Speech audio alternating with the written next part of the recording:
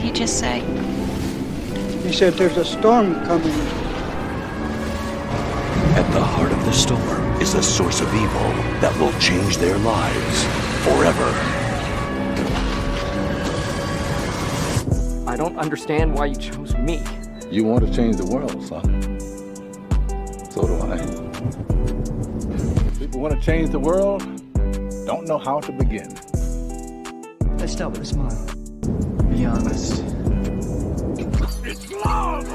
The secret ingredient is love! Okay, just calm down. What the hell are we doing here, Harry? All you have to do is give me answers. Just give me the right answer. Tell the truth! You can't handle the truth. I can't promise I'll try, but I'll try to try. We can figure this out, right? We can figure this out, right?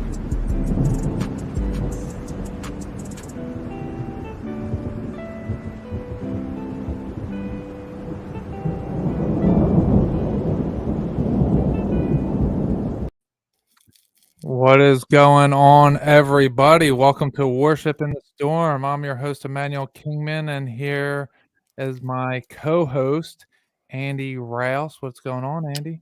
What up? What up? Happy Friday, everybody. Yes, happy Friday. It's been a long time since we've been here. Mimi's here as well.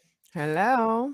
And we have on our first guest of Worship in the Storm, Danunaki Dan. What up, Dan? Hey, Dan. Hey, how's it going? What up, homie? What up, man? GIF. Long time no see, Andy. Yeah, seriously, it's been way too long, man. Yeah, you guys put out an episode, what, yesterday? We were that was just the other day. like a month ago. Yeah, Okay. I started a new show. Oh, you got your own now? For the Patreon only. And I'm just going to be interviewing people and talking about their spiritual beliefs. Nice. It's called Devil's Advocate, and it's spirituality, religion, and paranormal, and how those things fit together. And I'm just going to talk to individual people, podcasters, guests That sounds crazy. that we have on the show, and then see what they believe in. And so Andy was the first guest on that show. And I was kind of, using him as a guinea pig a little bit. And then so I could kind of fine tune the way I wanted to do some of the things and get my questions in. Because I want to make it kind of short and sweet, but I want to also try to learn about other people's spirituality. Just because I feel like it'd make me a more well-rounded person to understand other people's spiritual beliefs, and whether it be whatever religion or whatever spirituality they have, and see how because I think a lot of people kind of combine a few different things and philosophies and kind of use it. And I think, whatever you use, as long as it makes you a better person, then more power to you. But yeah, I actually just mentioned you on one of the bonus episodes Mimi and I just did. I was saying I like having friends that don't think the same as me, because then it helps me stay balanced and it helps me not get into an echo chamber. Yeah, that's how I kind of feel about you too. I think you challenge me and you challenge some of the things I say, and it keeps us on the level. Keep each other on your toes. Yeah, man. I think it's great though. Oh yeah, I love it. Yeah, that's why I have some people sometimes email me on my show, and they're saying I have a lot of Christians come to my show, obviously. Yeah. So as you should. Yeah, and they're pretty hardcore in their beliefs, and sometimes they say, "Hey, I'm having on deceivers and this and that," and I'm like, "Look, I have to talk to everybody, and who am I to say what's right and what's wrong? I'm only a man. I have to take the information I'm given, give it to God, let God tell me what's good and what isn't, I like you what don't have to believe said everything. the other day about, finding similarities instead of differences. So you can come together with the Both similarities. of you guys would really like Truth Seeker. I don't know if you heard man. me interview him. You would both really enjoy him. I actually already started that episode today, so I'll be finishing it the next time I'm listening to some podcasts, dude. Yeah, I'm listening to his music too. He has yeah. really good music, and it's spiritual, but it's not necessarily it's not Christian, but it's spiritual It's got a and good beat it's to not it. cursing. Yeah. It's very positive stuff. It's really well done. Yesterday and today I've been listening to an audiobook about the Bhagavad Gita and about You sent that to me. Krishna and Arjuna, and it's very, very interesting. I found a lot of correlation between that and The Bible? Jesus. Yeah, for Jesus for sure. Yeah, there's this one part in there where he says, "I am this, I am that, I am." But he says pretty much he says he's everything. He's the sun, he's the moon, he's the good, he's the bad. He's all encompassing. He's the universe, he's everything, and everything else is within him. Yeah. I got the actual book too, but I don't have a lot of time to read anymore, but I have a lot of time to listen. So it's I was hoping they'd get into the stories from the Bhagavad Gita, but they get more into like the philosophy and everything like that, which is cool. I gotta send you what I listened to, because I listened to it was an album. It was on Spotify listed under albums, and it was 19 different sections, and it has background music. It's very uplifting type of music in the background as they read it, and I listened to it like 3 times in 5 days, the entire thing. And it really helped me understand, like I was saying to you earlier, it really helped me understand that I can only worry about me. It's really big in there where Krishna is telling Arjun, you can't do someone else's job. Even if you do it better than them, you can't do it for them. They have to do it for themselves. And it taught me like, oh, everyone has this awakening and everyone needs to go through it themselves. I can't force it upon anyone. It's a personal experience. Yeah.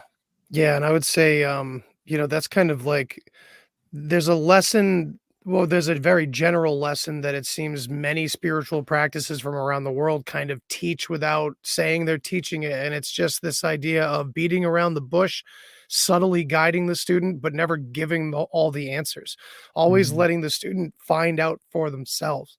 So I think, I don't know, we can go down this path, but sometimes we assume people are being secretive or hiding things, when in reality they may be kind of subtly leading us and helping us, Yeah. I mean, everything is really us.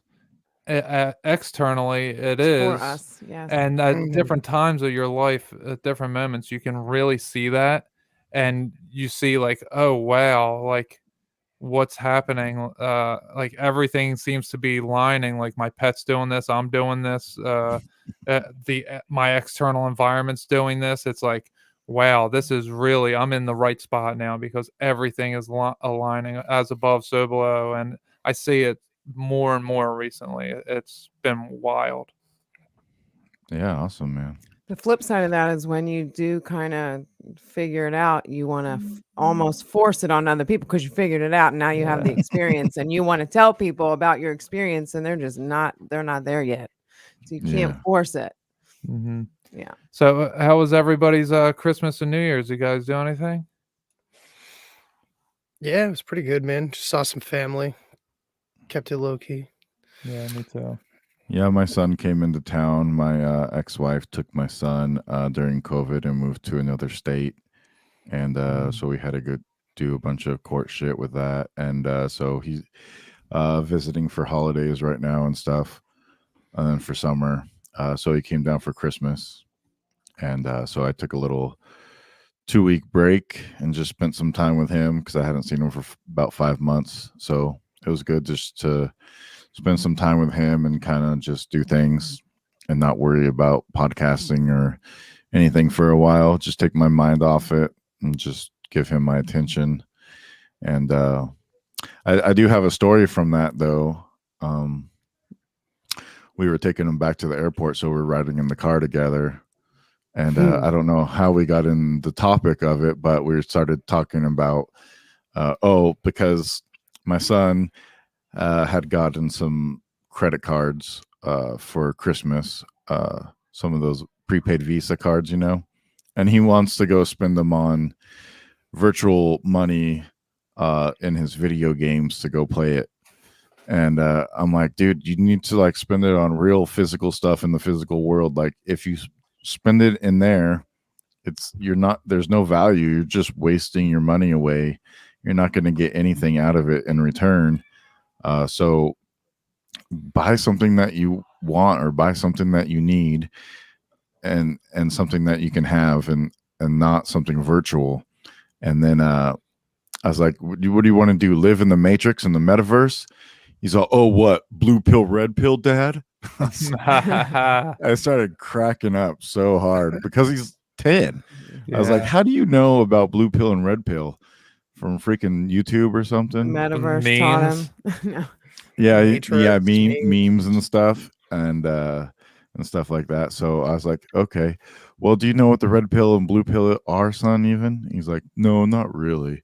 So I was like, okay, well, the red pill is like, when you take the red pill, you get knowledge and you understand your surroundings and everything around you. Blue pill is you live in idiocy or whatever. Virtual reality. Ignorance is bliss type of style, and you just kind of live and don't really realize the things going on around you. And I was like, interestingly, it's kind of like Eve eating the red apple in the Garden of Eden, right? She eats the apple of knowledge, and she gains insight to the gods, and then they decide that they have to cover themselves and everything else. And then it doesn't actually say apple; it says fruit. Everyone just assumes it says apple. Everyone does assume that, yes. Yeah. But even still, yeah, no, it's very symbolic. The concept is virtually the same, as in she's gaining knowledge from taking something. So Eve got red pilled. Yeah. Nomad podcast. He commented and said, "Let me guess, Roblox. I guess for the I don't find no, he doesn't play that. He plays like Call of Duty and shooting games, and I'm sure they talk like about that. it on there. Halo. Yeah. I don't think he plays Roblox. Roblox is for like 4-year-olds. Nah, Roblox is all kids are on that.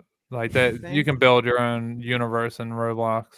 My daughter's 12 now. She's been doing it for a couple of years, and she just builds up a mansion, but someone will come along and steal it, and then she'll just go build up another one. Yeah, he does Minecraft, but maybe he's it's never Minecraft, talked about Roblox at all. Yeah, I don't know. Maybe They're all it the is same Minecraft, to I me. know.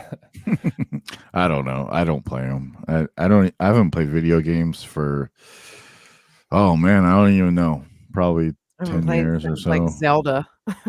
Yeah, I'll play the old school stuff. I love that stuff.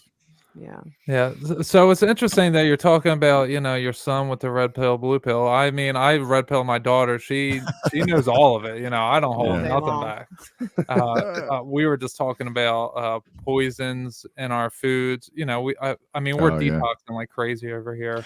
Yeah, I try to tell him, not to eat and to eat more vegetables, and I tell him try to eat a variety of color of vegetables and not just only green vegetables all the time, but eat yellow and orange and green and red. All of them. Mm-hmm. Eat the rainbow is what you're supposed to do. You want it because all of those different colors hold those different vibrations, right? Mm-hmm. Just like with your chakras, so they hold a different vibration. So you want to try to eat all of them, otherwise you can't get your chakras open, so you get stuck. I think our teeth are designed for nuts and berries and fruits, right? Isn't that correct? Yeah, we're designed to be veggie eaters. And they used to live a lot longer when they ate that. So it's it's all interesting how everything's going. But so before we get going, Andy, is there anything you wanted to get into before? I know Danunaki Dan, he wanted to come on to talk some box saga. Is there anything you had in mind first? Not necessarily, man. I mean, I knew we were going to do some box saga, and I'm primed for that, man. I've been actually reading more about it this week, quite a bit. So I'm ready to rock. All right. Well, let's get into it, Dan. So what's going on? What do you have for us today? Well, I heard you talking to the Mondays about gap theory. And so I wanted to get into gap theory and maybe fill some of those gaps. All right. Yeah. So So gap theory, if anyone listening is unsure, gap theory is just a theory that there were beings here before Adam and Eve, which I think is pretty obvious that there were. So what's the gap? Who was here and what were they doing? So I heard you say like in the show that you think that there must have been an earlier source that all of these things came from. All Yeah, of that these they were different ideas. created not from God. So my idea is that the fallen angels were these creator beings, had the power to create because they were directly created from God. They were sons of God, if you will. They came down and made their own creations, and that's how we have the different races and so on and so forth, is because the sons of God are all different races themselves, and they made their own creation in their own image, and then God made his creation in his image, which was Adam and Eve. But everyone else, they didn't have the same Holy Spirit that we now have in us. They didn't have the same iron in their blood. So some of them were blue as well, which we don't have blue beings now. But in the Hindu Mm. history, you see a lot of blue beings, even Osiris, and there's so Krishna. There's so many that were blue. So I think that's kind of my idea of it. Now I'm not solid on any of that, but it's just some information that came to me, uh, from downloads, if you want to call it that. Yeah. Man. I was listening to the Bump podcast, and he had this his name was Raven Wolf something, and he was a ET experiencer, and what he was saying is that these beings would come to him and they would be this bluish color, and what he related it to was kind of like with the chakra thing, is that's what the vibration was that they were radiating, and so they showed up blue to him. Because I know a lot of people talk about green aliens and stuff, or the Martian idea, and then we have this like red devil aspect also, and so but when you look at the chakras, like red is the lowest, right? So maybe that it's a symbolization. Yes, it's symbolizing that lower vibration that's trying to bring you down rather than bring you up. And so these beings came to him and they're blue, and they're trying to bring him up and give him information. Almost like if he was like a star seed or something. He kind of was going back and forth in his own head of if he was or not. And it's a really good episode though, and I recommend it to people. But yeah, with the vibrational thing, I think that's interesting. I think we don't really pay a lot of attention to that kind of symbolism, even within the Bible and with other beliefs and stuff. But I think that's something that we should maybe try to look into a little bit more, because even when you look at like the Hindus, right, they have like Krishna is a blue color, and then you have like Osiris in Egypt, and he's a green color, and so I wonder he's blue too sometimes as well. Oh, is he? Okay, so you have like these different colors, and maybe those are just representations of their vibration and not their actual skin color, to show that they're a higher divinity than the normal people. Well, what's super weird about the color blue is outside of the Egyptians and outside of these depictions of ancient beings that were blue, they didn't have the color blue. They didn't have a word for it up until like the 1800s. The color blue in itself is some kind of phenomena that I think needs to have deep dives into it, because it's super weird. Like Plato used to call the water wine colored. He used to say like the grass was like honey colored. Just like weird, like everything was differently colored, which makes me kind of think that maybe on the chakra system, maybe the earth, a lot of places they say that the earth is green, it's the heart chakra. The sky Mm-hmm. is blue because it's the throat chakra. So Right. maybe we were lower and Mm-hmm. things were a different color. The water would have been, or the ground would have been honey colored because the yellow chakra is our Mm-hmm. solar plexus. Yeah. I've made that description to Yellow would people too obviously be about red.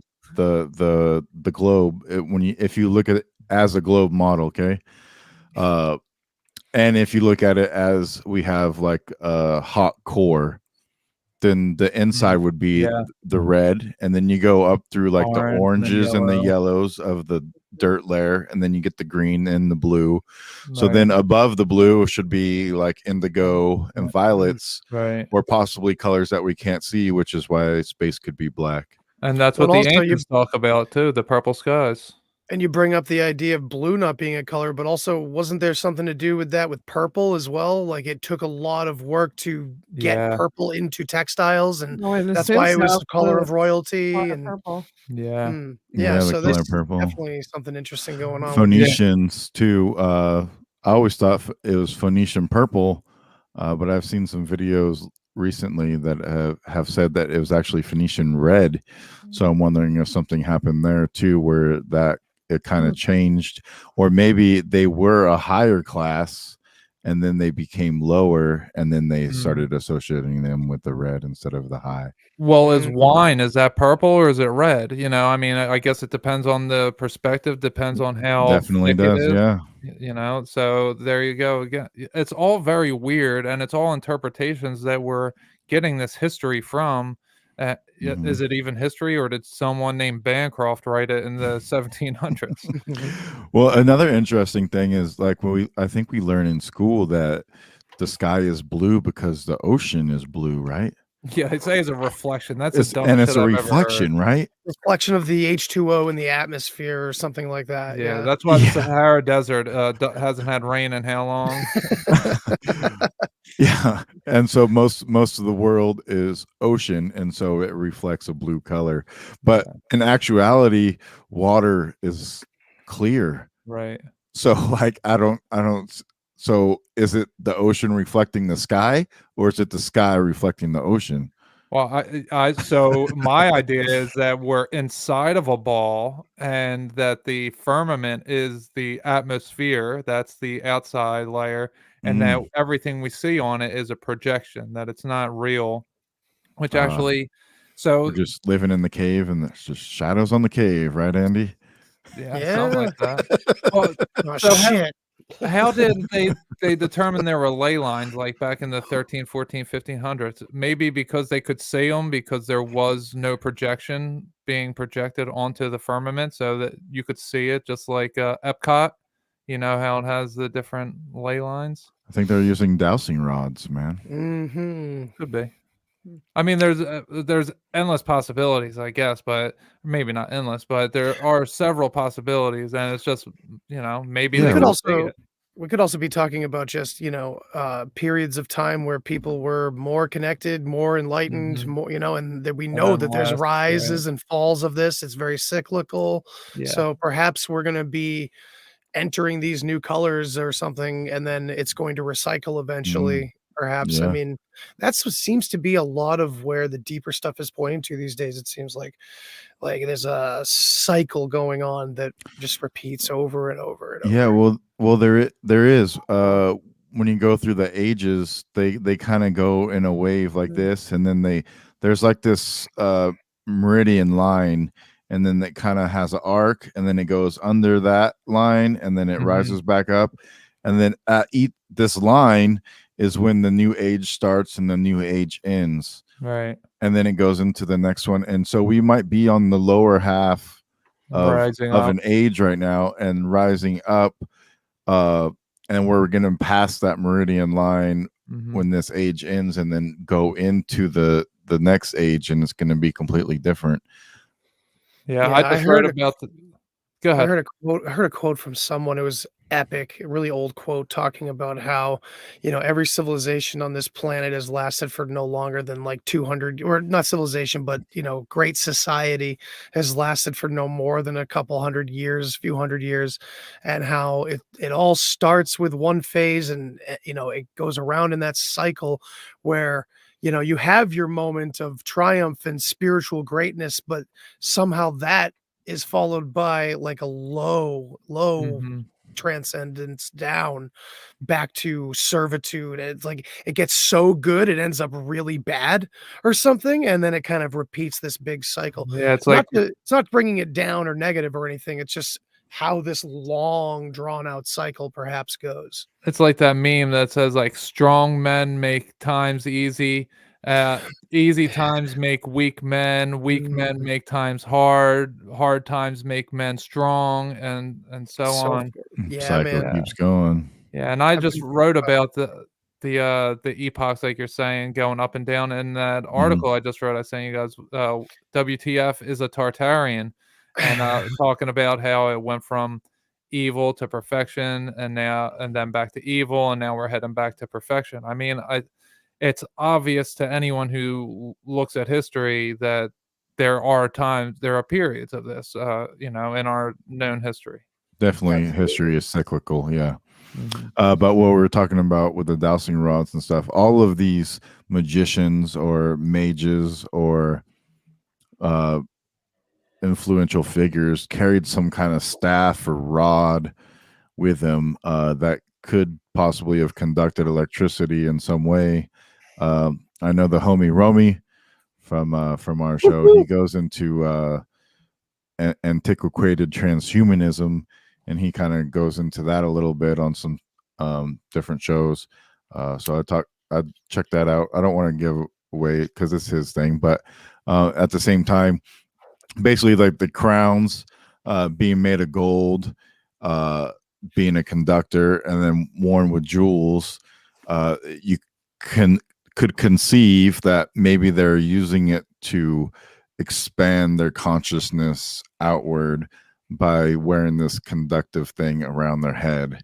Like projecting it out. Yeah, because I think it's very interesting too, because with Jesus, right, they put a crown of thorns on him. Mhm. It's almost like downgrading. Like it's almost like, okay, you're not elevated anymore, now you're going to be downgraded. And then they made him carry the cross and everything. The bear, I forget what that part of the thing was called, but Yeah. Oh yeah, I know Yeah. what you're talking about. I can't think of it either. Yeah, I'm not Fucking sure. Mel Gibson made a movie about it. It was great. Yeah. Passion of the Christ. I Yeah, saw it the like 5 Passion. times in the That's theater. what it's Maybe I'm a called. masochist for that. I don't know, but I thought it was a beautiful movie. I thought he did a Yeah, great I job. gotta watch honestly. it actually. I didn't watch it. Honestly, I'd be very interested to hear your take, Emmanuel, because it could go one way or the other. It could be like that was absolutely beautiful, or it could be like that was a fucking horrible mockery. Yeah, I don't well, know. I know that Mel Gibson's pretty woke, and that everyone was calling him an anti-Semite after it, so it's probably pretty good. Yeah, man. I always just kind of figured he was crazy, but holy crap, man. Yeah, A lot Well, of he his is. older interviews, man, talking about the industry and shit. yeah. I'm surprised he hasn't been whacked or anything. Well, it's Yeah, that's what I Interesting, always dude. say. It's interesting because I'm not being anti-Semite, but the Jews killed Jesus, so it's just interesting to me that Christians and Jews they share the same book, partially anyway, and that Mm. it's like society kind of pushes Muslims to be against Jews and Christians are supposed to protect Jews. It's just very weird, You guys ever watch Jubilee on YouTube? I have not. What's They that put about? like two different opposing sides together and then have them talk it out in the show and ask them Oh, cool. questions. We've needed that forever. If Yeah. it, Right? if it yeah. has, Everywhere. if I it actually has saw to go all one. the way I anyway. saw one last night about aliens and UFOs, Ooh. and Greg Carlwood was on it. Oh, nice. How do you spell this? Is it Jubilee? Correct? Yes. Okay. Yeah. Oh, And okay. so one of the ones I saw is they Speaking of- put Hindus against Muslims, and I'm having mic issues. They put Hindus against Muslims, and I didn't realize that they had such a problem with each other. Yeah, I didn't But know that. apparently they do on like the border of India and Pakistan. Oh yeah. Apparently there's lots of conflicts going on with Hindus and Muslims, and I had no clue at all. And I guess like the Muslims took one of their cities and burned it down. Oh, the Muslims have one God as well as the Jews and Christians, so it's interesting. Yeah. So Well, even the Hindus do really only have one God. It's just it's broken up more so than the Trinity, but it's just observed as more personalized. Every little thing is more personalized. if I unplug my mic, is it gonna mess things up? We won't hear you, but Well, Other than that, I'm gonna plug it back in. okay. No, I don't Do think the old it'll trick. do anything to Okay. any of us. Should be all right. Well, you guys carry on. I would Yeah. say Hinduism, it kind of depends on what part of Hinduism we're talking. Right. There's a lot of different subcategories. I mean, Buddhism comes out of Hinduism as well. So, I mean, it really depends on, because a lot of it is polytheistic. I mean, if we're talking about Buddha as their one god, yeah, I mean, kind of like a savior figure, right? Yeah, but even Buddhism's more atheism because they don't believe in an outside external God. They believe that they're God. So Hmm. it's it's not even Buddha, a well, so polytheism or that's the you know. there's an aspect to Buddhism Uh, that goes very far as to remove the self altogether yeah. and say that they're really they're I can't describe that version of it too well, but yeah, it takes the observer right out of it that says even that's an illusion, which is really interesting. Reading those texts is pretty like humbling and creepy, and it's definitely touched on some of my psychedelic experiences where it's like, wait, who's there? Oh, no one. Oh my god. Just really creepy shit. Yeah. Well, I As think I was Jesus used Buddhist ways in order to learn himself when he was human. I think that he really went east to learn all that stuff. His teachings are very close to Buddha's, and Buddha was Oh, there only a absolutely. few hundred years earlier. I Well, read the an thing is, article about that on the show. His name was Isa. Yeah, Esau, yeah. Or yeah, IS Esau, yeah, right, right.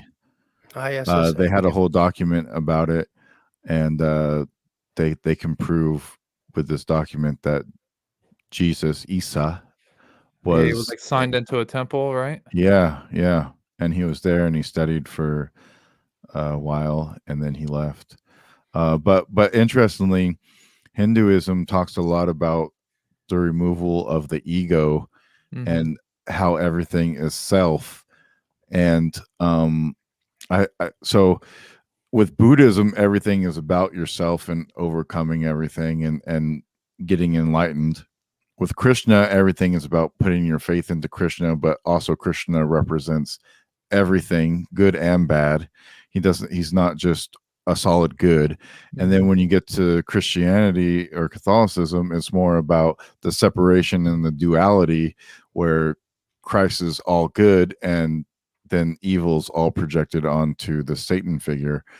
And so it's very interesting because when you really listen to it, it sounds almost like they're both one and the same, but what they're describing is the ego and removing that ego Right. from oneself to enrich the enlightenment. And so I just thought it was pretty interesting to see that different take, because I knew about Hinduism and I knew about some of the gods and like Ganesh and everything, but I never really went into like the philosophy. And then, so I was really surprised that Krishna had so much in common with Jesus. Right, yeah, he does actually. But it's not even Krishna isn't considered God. He's considered the personified God, but Vishnu is the Almighty. And then you have the Dharma and Barma or Brahma. yeah.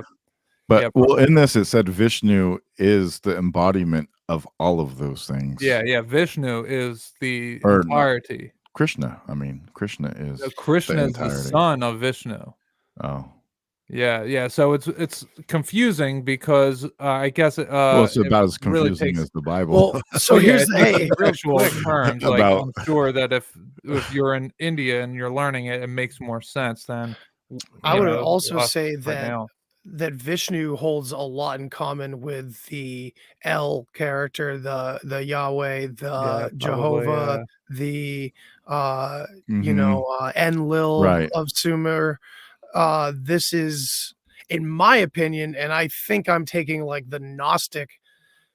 I didn't know I was kind of taking the Gnostic take directly, but that's kind of what it is when you're suggesting that Yahweh or Jehovah or any of these characters is like actually the evil character in the story, which is Yeah, also Masonic, to be honest. Mhm. they're they're both in a way. Instead of just being all good or all bad, omnipotent, they encompass the good and the bad.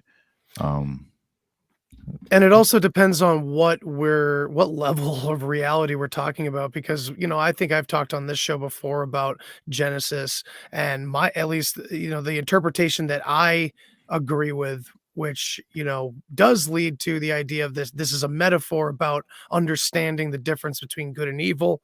And if you know how to read it, it's showing that this Yahweh character, this foreboding control freak, is the system, the Satan, Yeah, Mhm.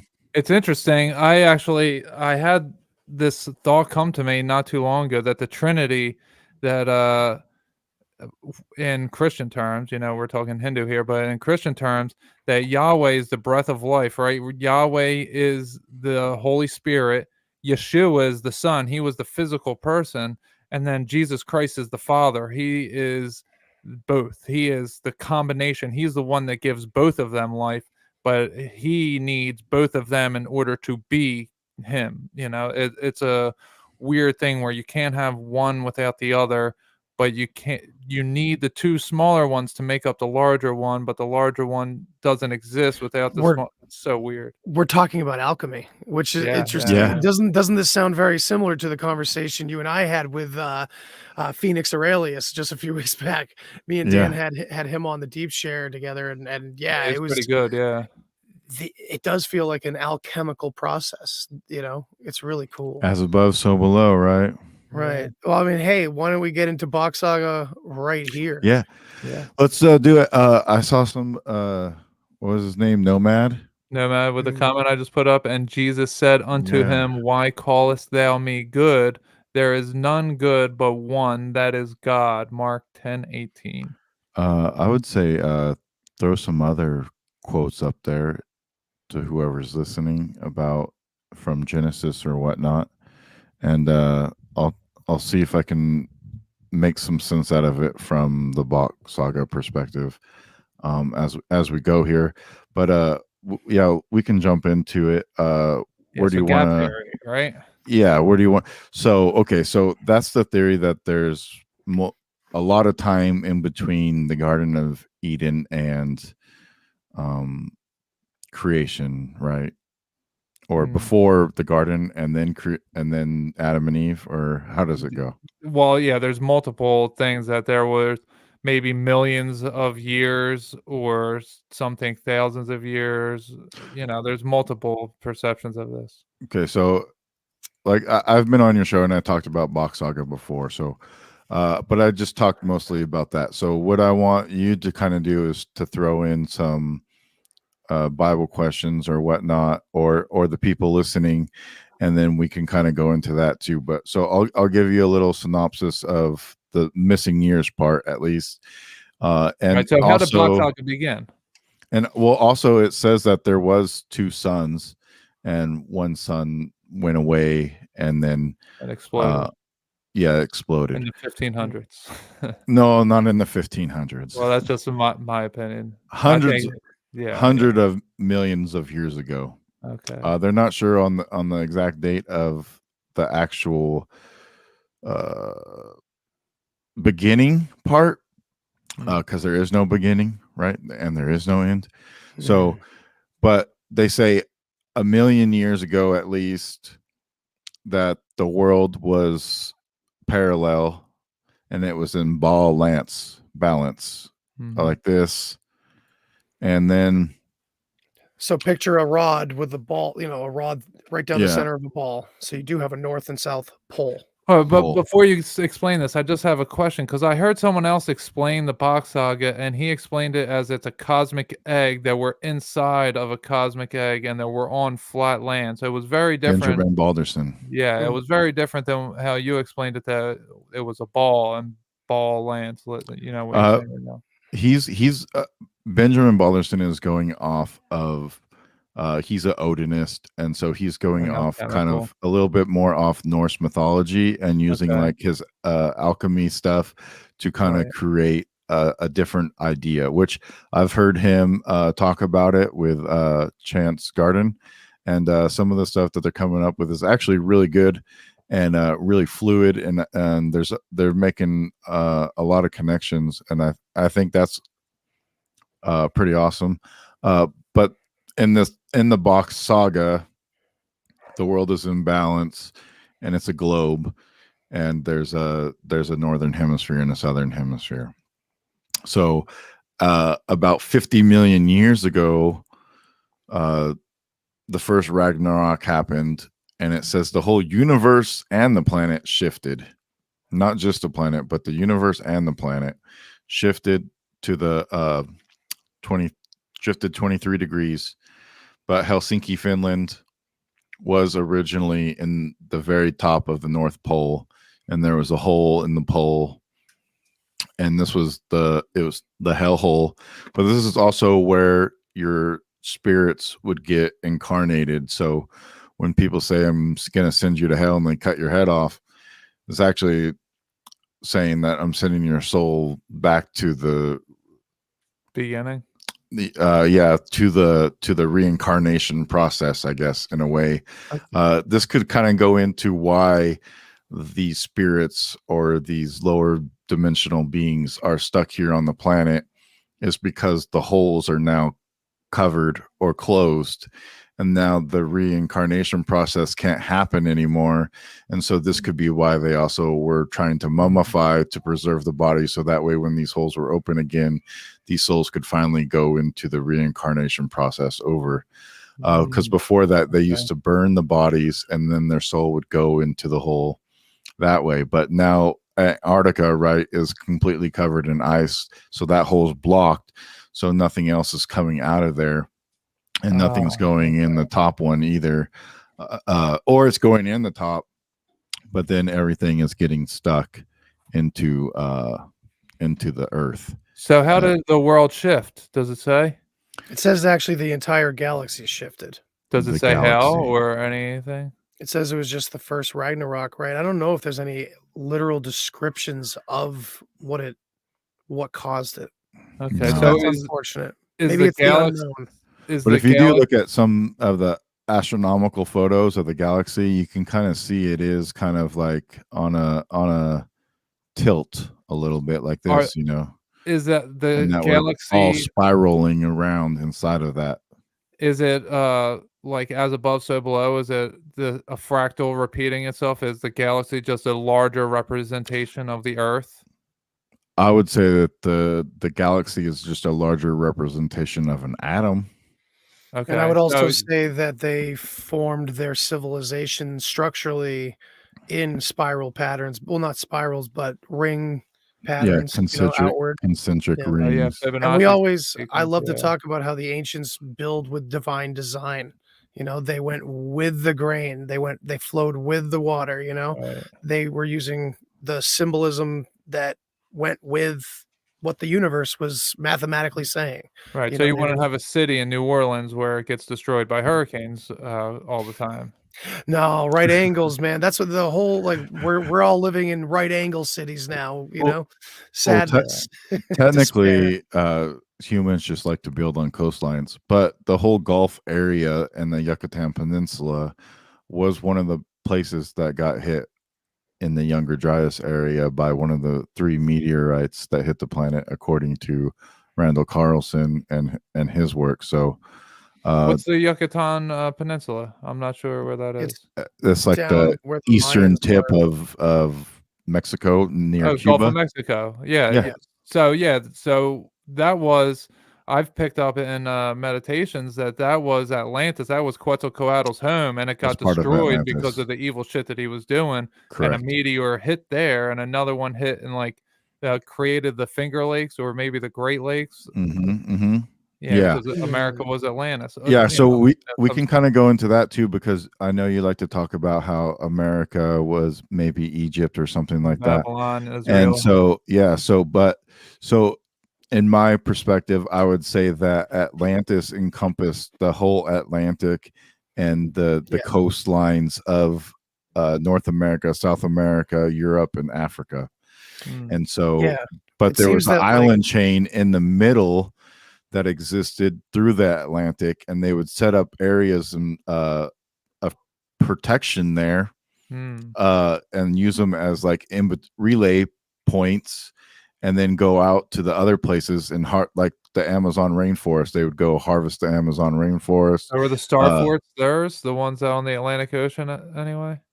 I mean, I think that's probably a little bit different later of a time period with the star forts.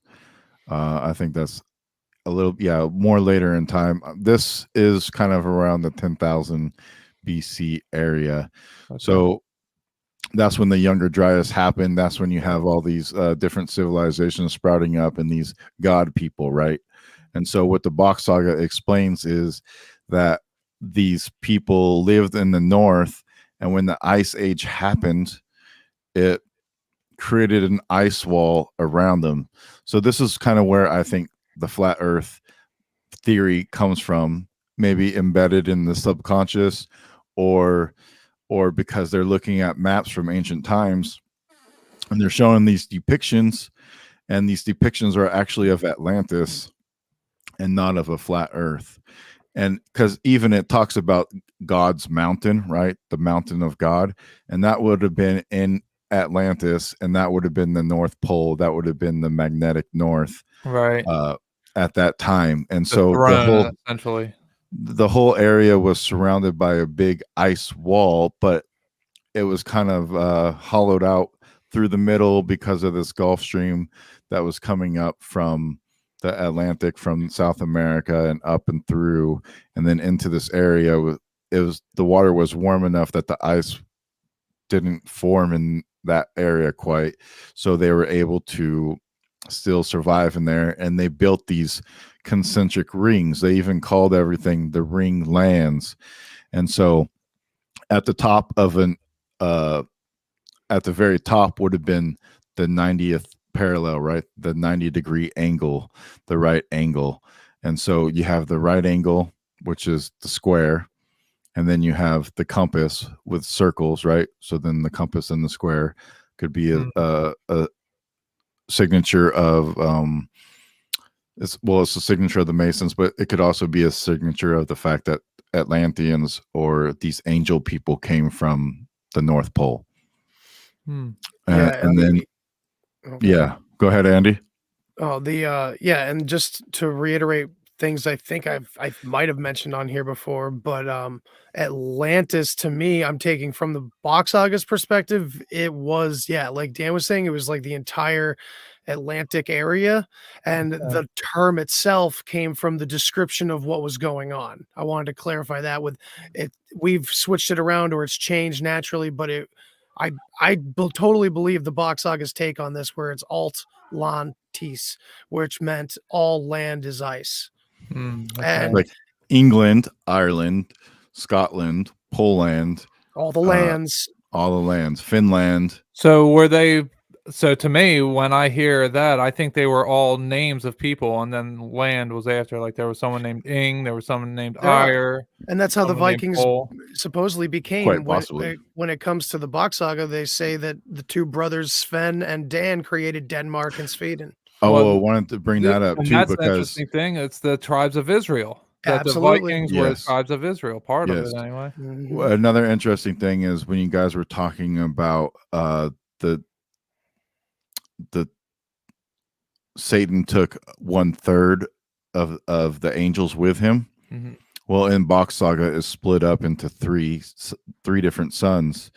there's Finn and Dan, who kind of go to the western side, but then there was also another one that was Rosette, but he's not really talked about as much. The Russia, right? And then he's the one that goes over to Russia. So when it talks about it split into thirds, I was like, oh, that's pretty interesting that it says it split into thirds, because then you have these three people after the ice melted in the Younger Dryas time period, because even in the Bach Saga, they say that they came out of the ice around 10,300 BC, which almost correlates within 100 to 200 years of when they say the Younger Dryas happened. And they had no way of knowing when this Younger Dryas happened in the 1980s, because this is something that just came out recently that's being worked on. So I that's probably I think Randall Carlson needs this info. The 10 tribes probably split into 3 different groups, because you have the Moors, and I mean, there's the whole Black Hebrew movement, where they have a lot of evidence where it's saying that, you know, Black people were the Hebrews, and there's a lot of evidence that they were in America. I believe that way before anything else. There's also what's his name? Ross Ben has done work where it says that there were kings in Africa who, in like 800 AD, went over to the Americas with tons of ships of Africans, and they had started civilizations here. So there's so many different things happening all at once. Shout out to Ross Ben. He's on. He just dropped an episode. Well, Higher Side Chats just dropped an episode with him on it. Oh, nice, excellent. So yeah, when you talk about that, you talk about Shem and Japheth and Ham. And so what I think is like the Southern Hemisphere were darker people, and the Northern Hemisphere, they became more Caucasian. But Bach Saga says that all people were tropical on the planet before this ice age happened, and that these people that got trapped in this northern region became white and developed blue eyes, which is interesting because they say that blue eyes, they trace back to around 10,000 years ago. Wow. And it's in all the gods that we love to talk about. The tall, blonde, blue-eyed, right. Quetzalcoatl, Anunnaki, Kukulkan, it's the white hair, or I mean the white skin, blonde hair, blue eyes, and even the Native Americans have the same story. And with advanced technology, because think about it, if they had been trapped in this ice, you can picture the entire northern hemisphere being under total and utter destruction and duress. And meanwhile, the only warm spot was, you know, this Helsinki area where they were protected by the Gulf Stream, and there were 7 islands activity outside of it. Right. So they had been existing and flourishing in these underground caverns in the north, in Udenma, which is why there's underground caverns all over the planet. Right. So they were able to advance all this time, and then the Younger Dryas happens, and then who comes out of the north? And that's why they considered them angels, because if the planet is full of a bunch of tropical people, right, shinies, if the planet is full of a bunch of tropical people and they see a fucking white person, they're going to be like, who the fuck is this shiny guy? Well, and if they're trapped with something that's radiation, that would make their skin whiter, their hair lighter, it would make them have less hair as well. So there's a lot of different things that radiation poisoning does to the human body. So if they're trapped under ice for a while, does that cause radiation? Well, what would be the radiation is what you were saying earlier, the magnetic mountain. Oh, yeah. That they're trapped under there with it, and it's just eating this magnetic pulse is just eating away at the human body. If you look at the animals in the north, though, too, you get a lot of like polar bears, white owls, white foxes, Arctic people, right? Arctic is another word too. Archangel, Ark of the Covenant, but also an ark, architecture, right? Yeah, an arch. Yeah, and the thing is, the word ark and what it symbolizes is the shape is, you know, you follow the etymology of angel and angle. It's exactly that too. It's a part of what you have the good definition for it. Yeah, the etymology of the word angel is a circle or a corner, which is a circle and a a corner. And so when you put that definition with like arc, then you get an Arctic angel or an Arctic Anglo, which is a white person from the Right, the North Pole. Anglo-Saxons, yeah. Yeah. And an angel is also a messenger, so, And you it's a know, messenger, or and the they'd be Vikings sending one out, right. would always be sending out messengers to go. I just was listening to something the other day. Oh, I was listening to the Volsungs a couple days ago on audiobook, and in a lot of that they used the word messenger like over and over and over again. And also the Pros Eddas, right? The Eddas, they wrote everything in these poems, and so that you couldn't change the poems, because if you changed it, it wouldn't rhyme anymore. So you had to continuously make it rhyme. And so when you go from the Eddas to the Vedas, it's almost the same, right? It's the same contextual word. It's just you're replacing the E with a V.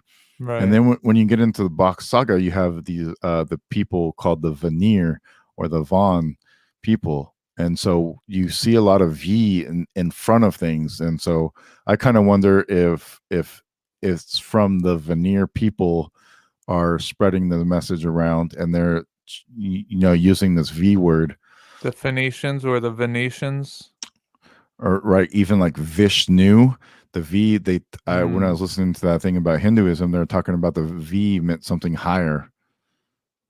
Okay. So that's another interesting connection too. That's something I want to get into on Roots of Creation with like Michelle Merle or Yake, and kind of talk about that. We're just kind of breaking down right now the whole Bach saga, because it's so vast and everything. We want people to have a knowledge in their head of what it is before we kind of try to make these other different connections to other civilizations, because if you don't really understand it, it can kind of get like, oh, well, you're just making shit up. Well, right. I'm not really making shit up. I'm making really educated guesses here based on the information that I'm given.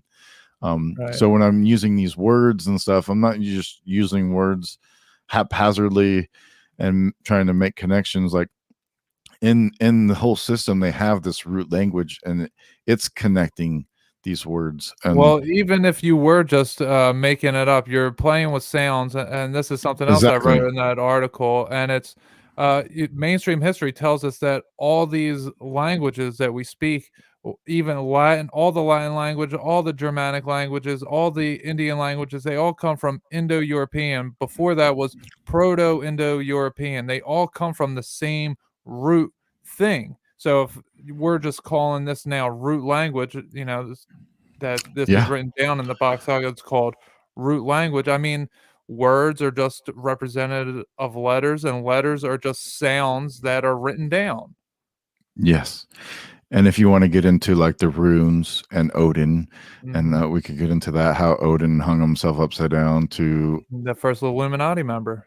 Well, and also about the language, it's also a living language. The root language is a living language that starts, you know, they say in the Bach Saga that it starts with the naming of every anatomical part of the observer's body, human body, and then eventually it moved on to things around it, the other person, you know, the best friend, the lover, whatever, the enemy, and then it went off eventually to abstract notions and words and phrases and thoughts. But because of the way that's structured, and once you get to know the root language a little, it starts to make sense that it can only go one way, and it's mainly the oral passing of this language that makes it the way it is. Because Babylon, as soon as we start putting the black ink to white paper, and pronunciations start to change, then the root language is immediately lost. And if you understand the root language, you can start to find out where that happens and who did it and when it, you know what I mean? So been done on purpose or things like that. Yeah, I don't know if you listened to the Michelle Merle episode, but I did most of it anyway. If not, we asked him about Nephilim and Nephilim. Oh, I don't think I got. Well, that must have been at the very end then, because I was think Yeah, I it was missed like it was towards the 20 end. minutes. deep. Yeah. You should Okay. definitely go back and check that out. Okay. You'll So love what it. he says is that the word Nephil means navel, and Hem is home. So it's the naval home. It's where they came from. And Okay. he regards this to a place near Finland in the Baltic Sea.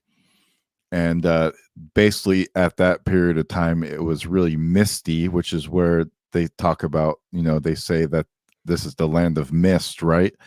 And so they pretty much put the Nephil home in right in that area in the north by Finland in the Baltic. So the Nephilim is the Nephil home, the naval area, and then you can get into the whole merchant thing and maritime law with all that stuff and everything. But What did you hear Adam Stokes on my podcast? I had him on. yes, And he said that Nephilim comes from the word Nephal, which means the fallen. That's where that root comes from. He right. studies languages and he teaches language, a professor of languages. So that's also very interesting. But that they would be connects called into the same. fall. Yeah, It connects into the same thing, right? Yeah, it's just So a different perspective. Yeah. They're seeing them fall down south.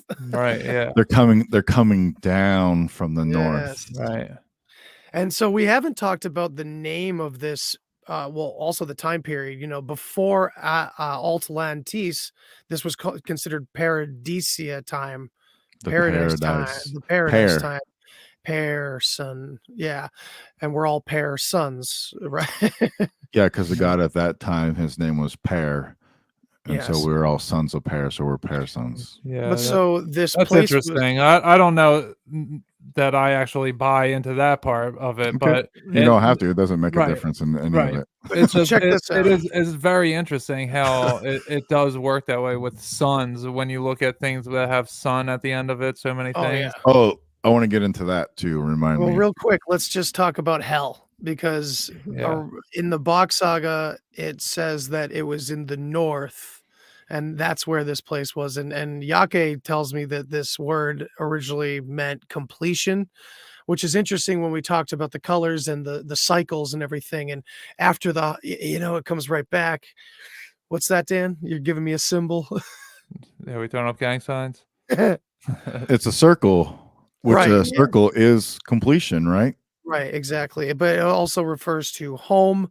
It also refers to heaven. And even to me, after learning about the Bach saga, the phrase Garden of Eden almost sounds like the Garden of Uden, like Udenma is Yeah. what. So this that's what hell they in the mean. north, I mean, we all talk about inversion and how this is what game they play. And so hell became a hot place in the south. It's interesting. When Yeah. hell freezes over. And what's the name of Antarctica too? When on the old maps, it's like Terra del Fuego. Yeah, the land of fire.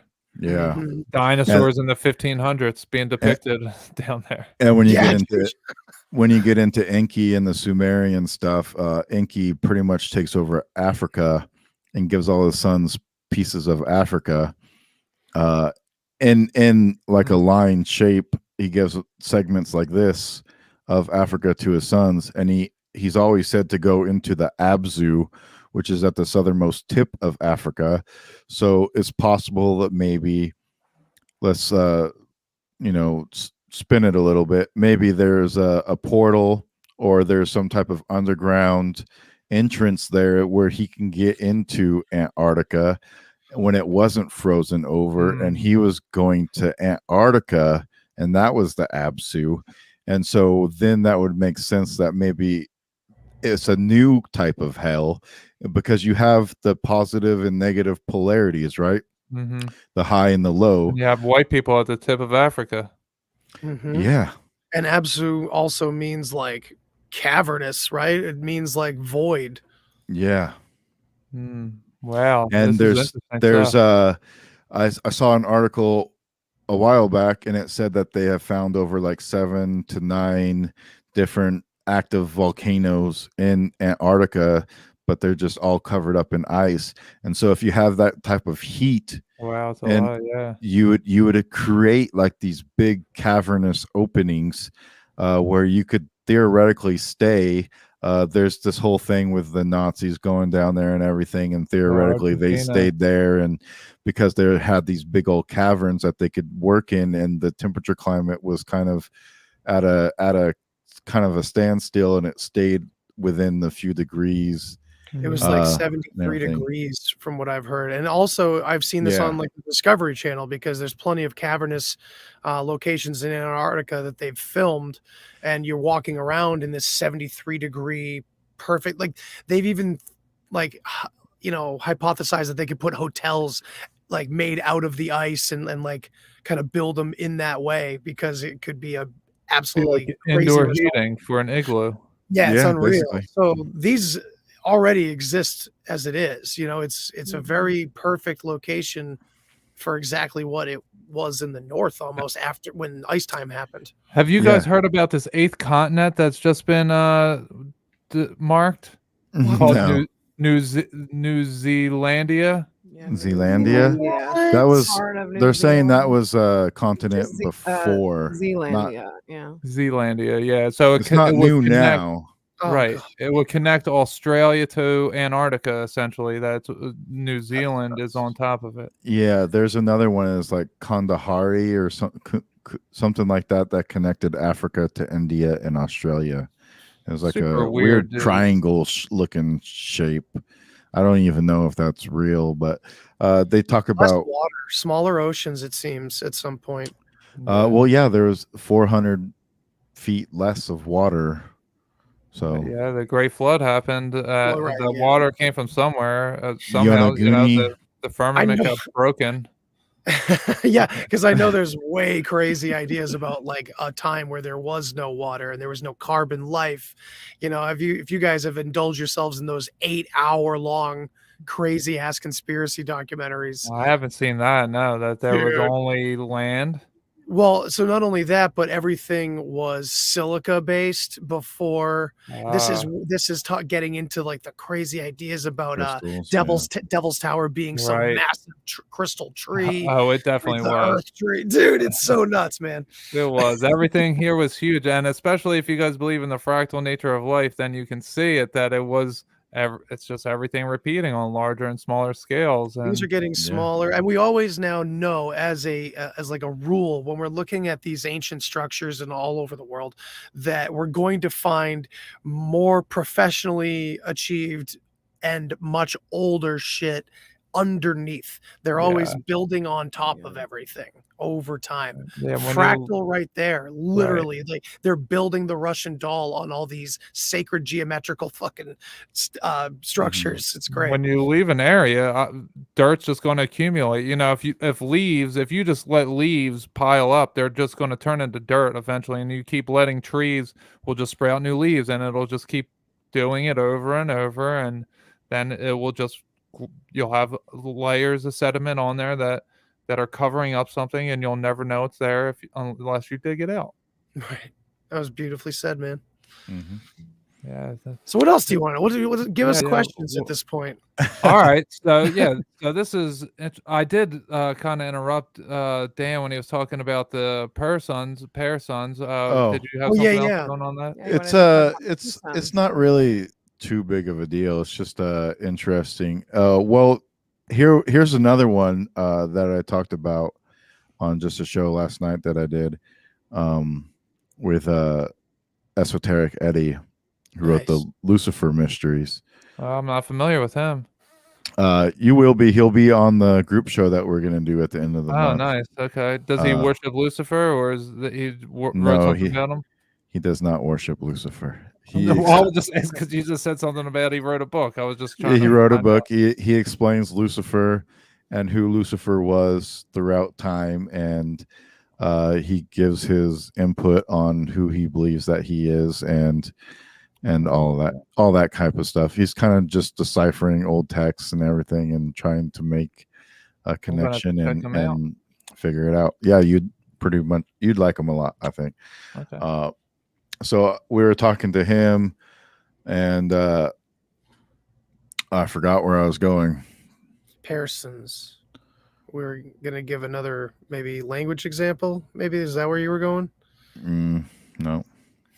So okay, so we all come from Persons. Yeah. There's way more to it. Yeah. So Pear was like the first person. Very, very first. Yeah. And then Odin was the name of the sun, Udin. Okay, so And that was where Udin Ma was. Udin and Ma. Ma is the creation, right? Or the matrix, or the mother matrix. You say mother matrix often. So it's the egg, right? The womb. So Udin Ma is the male and the female aspect in one area, and that was like the center of where Atlantis was the home. Interesting. Adam Stokes says that Mormons think that Eden was in North America, was actually in Missouri, was Eden. So if you're saying the center of Atlantis, and we were just talking earlier about the Americas being Atlantis, now you guys were saying it's in the middle of the Atlantic Ocean, but it's Atlantis is a who time knows? period in my opinion, man. It's so I think we hear about Mu, we hear about Lagartha, Hyperborea. So we hear about all these actual other names where I think we've confused it. I really do. I think all land was ice, and these were the places that existed in this time period. Okay. And we're well, let's go ahead, Dan. Go ahead with what you were doing. Yeah, I forgot where I was at with the esoteric Eddie thing. It was pretty good though. Something you were talking about last night. Yeah, maybe you'll come back around to it. I don't know.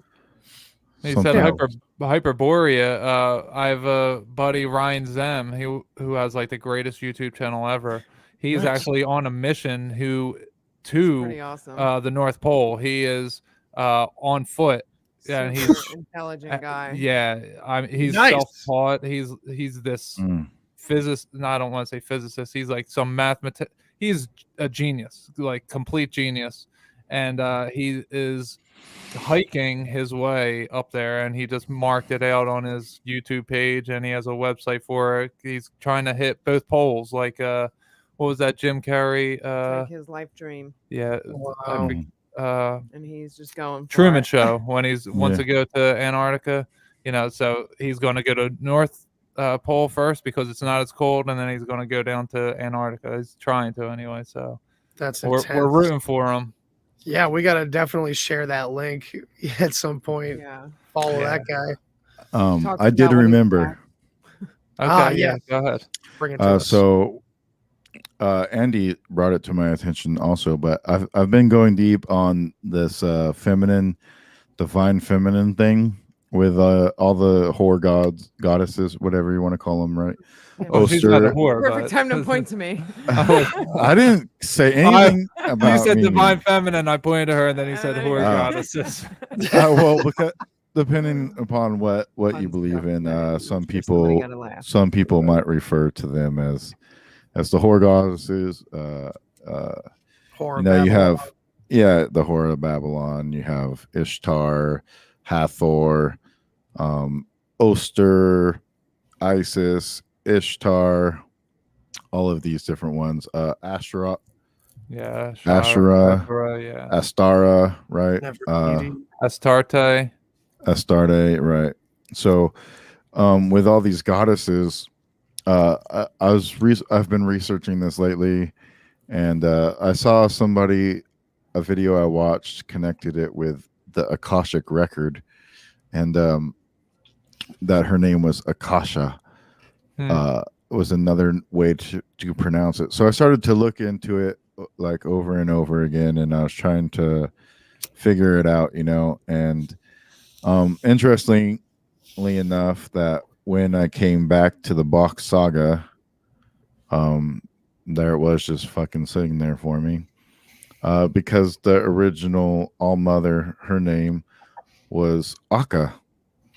And that's where we get the word academy. And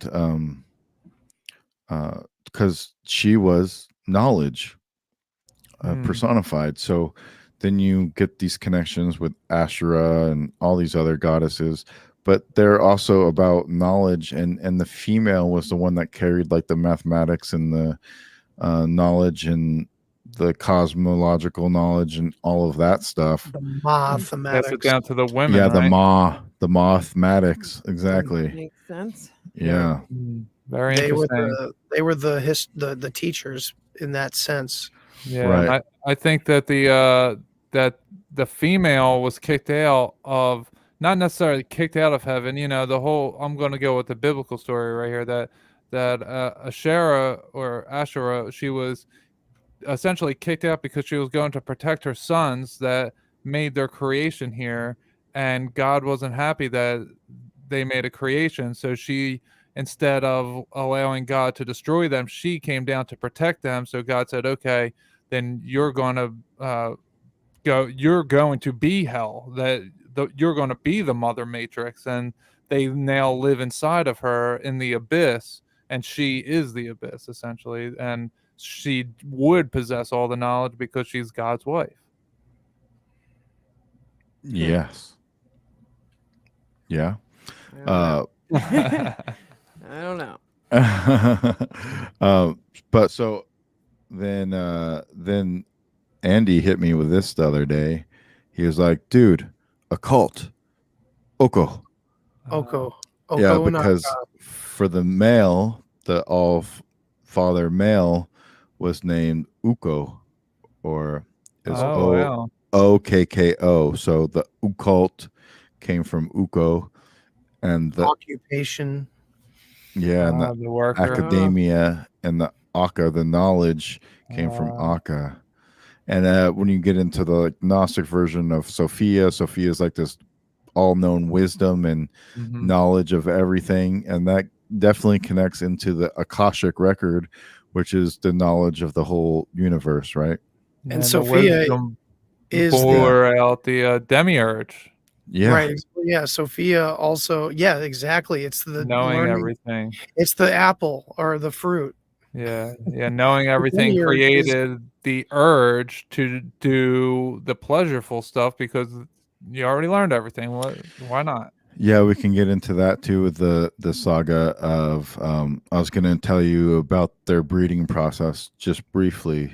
I'm not going to get too far into it, but the first son was known as Ra, and he was the king, and he was also represented by the moon. And so when you look in the Sumerian, the name for the moon was Kingu. And so you have a connection right there to moon and king already in the Sumeria, and then you have it in the Bach saga. And the first son was the one that became king. And then the last son, they say the 12th son before the Ice Age and the 7th son during the Ice Age and after. Yeah, less children afterwards. Yeah, because there wasn't as prolific. But the last son was represented as the sun. So I hear a lot of people that say that the sun doesn't represent the sun, or just because they sound the same doesn't mean they're the same. But then here you have direct proof from an ancient oral tradition that says that the sun and the moon, the sun and the sun are the same, and they have the same representation. So what you have is you have the moon and you have the sun, the first child and the last child. Now, when Ra came out from the ice and he came with his people, he decided to, what does it say in the Bible? They decided to take women and marry them and have sex with these women, right? So how I think is this was a hybridization process, and they're mixing these other tropical people with now this new mutated white race, basically. And so they were getting these hybrids, but the old god, which was Odin or Satan, and Udinma, didn't like this idea that they were taking their wives and mixing their bloodline, basically. It has a very Nazi-ish feel to it, but he didn't like that he was doing that, and so he condemned them he was casted out. I think before that was the fall. The tilt was the fall, and then the other fall was them having sex with these women, and then they created the Nephilim. So then that takes you right back to the other story we just talked about. Mm-hmm. And you have this Ra figure. Now, I've asked them, I've asked Yake, and I've asked other people in the Bach saga, does this Ra character represent Satan or the devil or Lucifer? Is this the same Ra from Egypt? Yeah. So I'm gonna get to it. Yeah. Okay. So I've asked them that a few different times, and they usually tell me no, it doesn't. Yeah, And you had said Odin or Satan in the beginning there. I hadn't realized that or heard that either. Well, yeah, because when he hangs himself upside down, he has the leg out, right? And they say that's a representation of sulfur, and the sulfur is Satan, or it's the infinity sign with the cross of Lorraine on it, right? The infinity with the two crosses. Yeah. And that's also a representation of Satan. And then these people all wore horns on their head, just like the Sumerians had the 6 horns to represent their different rank. They either had 6, 4, or 2, and that represent the different rank that they were in the pantheon. And so when you have these horned beings or people from the woods, or the Cernunos, like the antlers and whatnot, you have these devil figures, and they even refer to them as the devils, and they refer to themselves as devils. So when you get to Satan, begat Lucifer, though, because Ra is the son of Satan. So Lucifer is the son of Satan. So there's a distinction in the two differences. So Lucifer and Ra are the same, represented as the moon.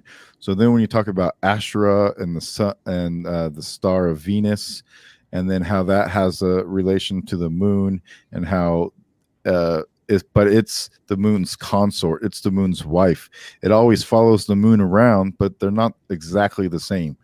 And so you have this moon representation, and it seems very much like Ra, right?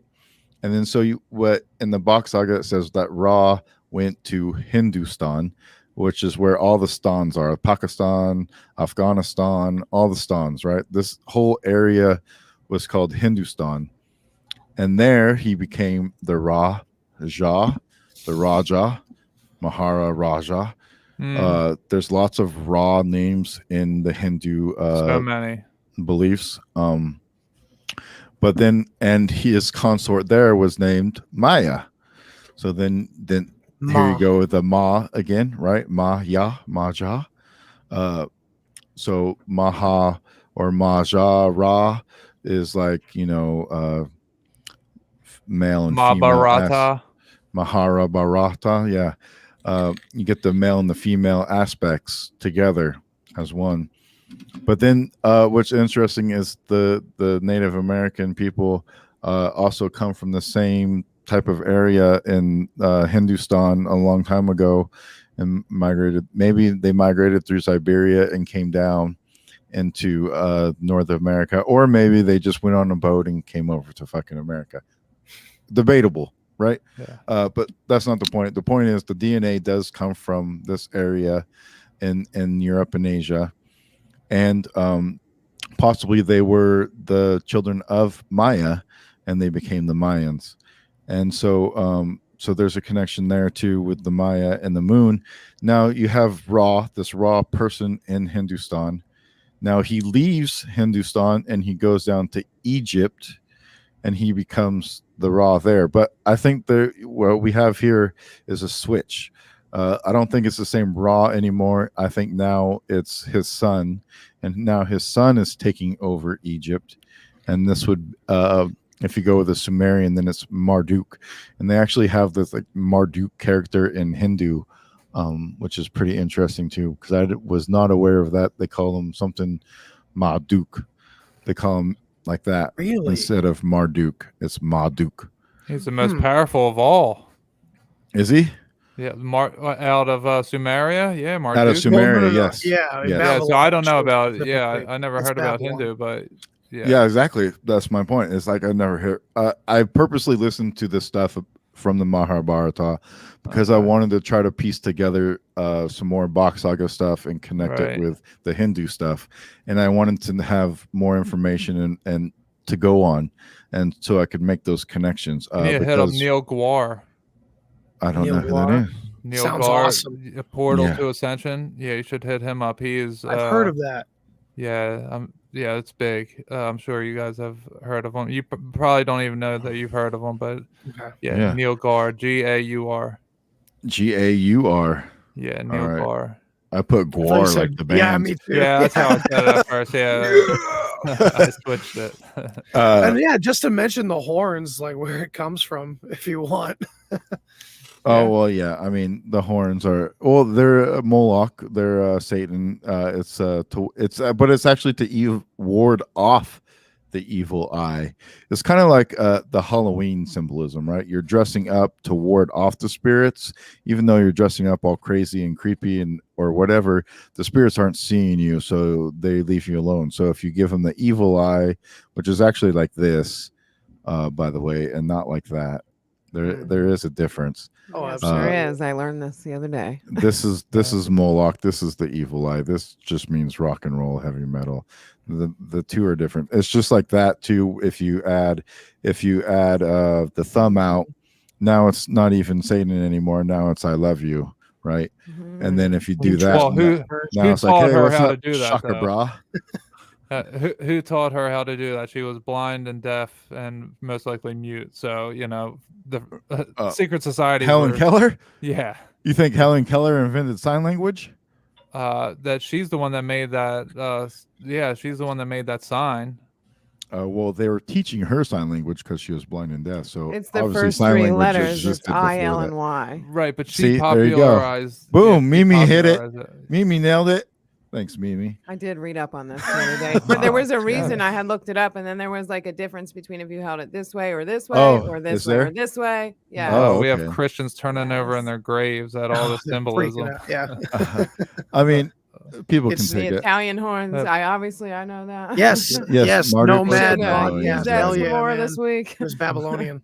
Yeah, we got Not Sumerian. Nomad hit us with the Marduk was Babylonian dragon. Yeah. If we're talking Oh, about Sumerian, we're talking about Enki. But Enki, Marduk he, was the son of Enki, who then later ruled Babylon. That is correct. Yes. Right. But yet they but- also seem like the same exact character at times. It's bizarre. Yeah, exactly. Well, it is true. That's But it's true. also like this raw character. I mean, to suggest that's what that I'm all saying. these time periods are seemingly like in the same lifespan, like Yeah. Egypt and Hindustan and the Atlantes when he descended from the Younger Dryas. Like we're talking about like thousands of years in what we're considering on a popular level, I guess you could say. Yeah. But what Bach Saga maybe is describing is that we're missing a hell of a lot more time, and that what does this mean? We're I mean- starting at 10,000 BC with the Bach Saga, right? When they came out from the ice. And this is where we start to get all these different ideas from the So biblical this is perspective where and from- Ra was Well, yeah, after so- this 10,000 BC, or was this Yes. before that? Yes, Oh, he was okay, after when the ice cracked and melted, because when these meteors hit, it knocked down the ice wall. They were able to come out of the ice wall and see people again. And now they're trying to rebuild these civilizations because of the cataclysm.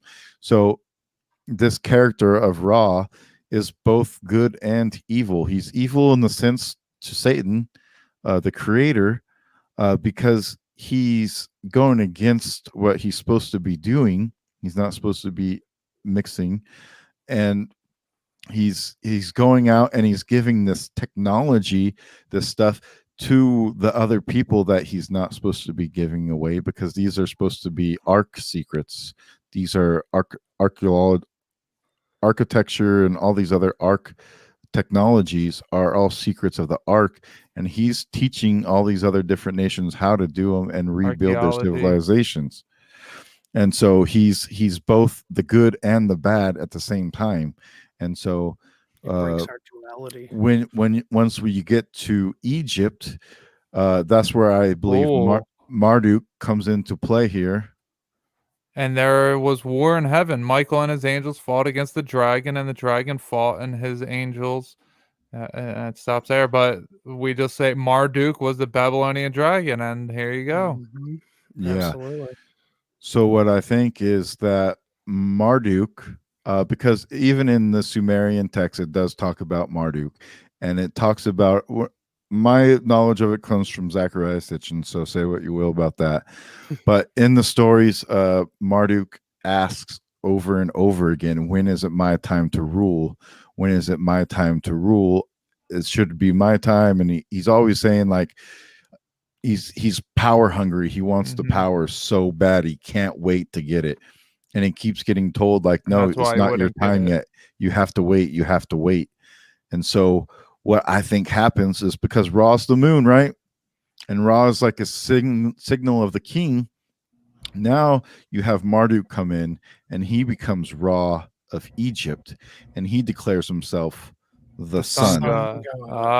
Okay. Yes. So this is where you get, like, he wanted to overthrow God, right? He thought he was higher than him, and now he declared himself the one true God, and that everybody shall worship him. And this is where I think the Bible actually comes from, is from Marduk. And from that perspective, and all the other stuff, the older stuff, are different gods, and all this mythological stuff and all these Eastern mysticism and all this stuff was predated before this happened, and then it turned into Ra's legions.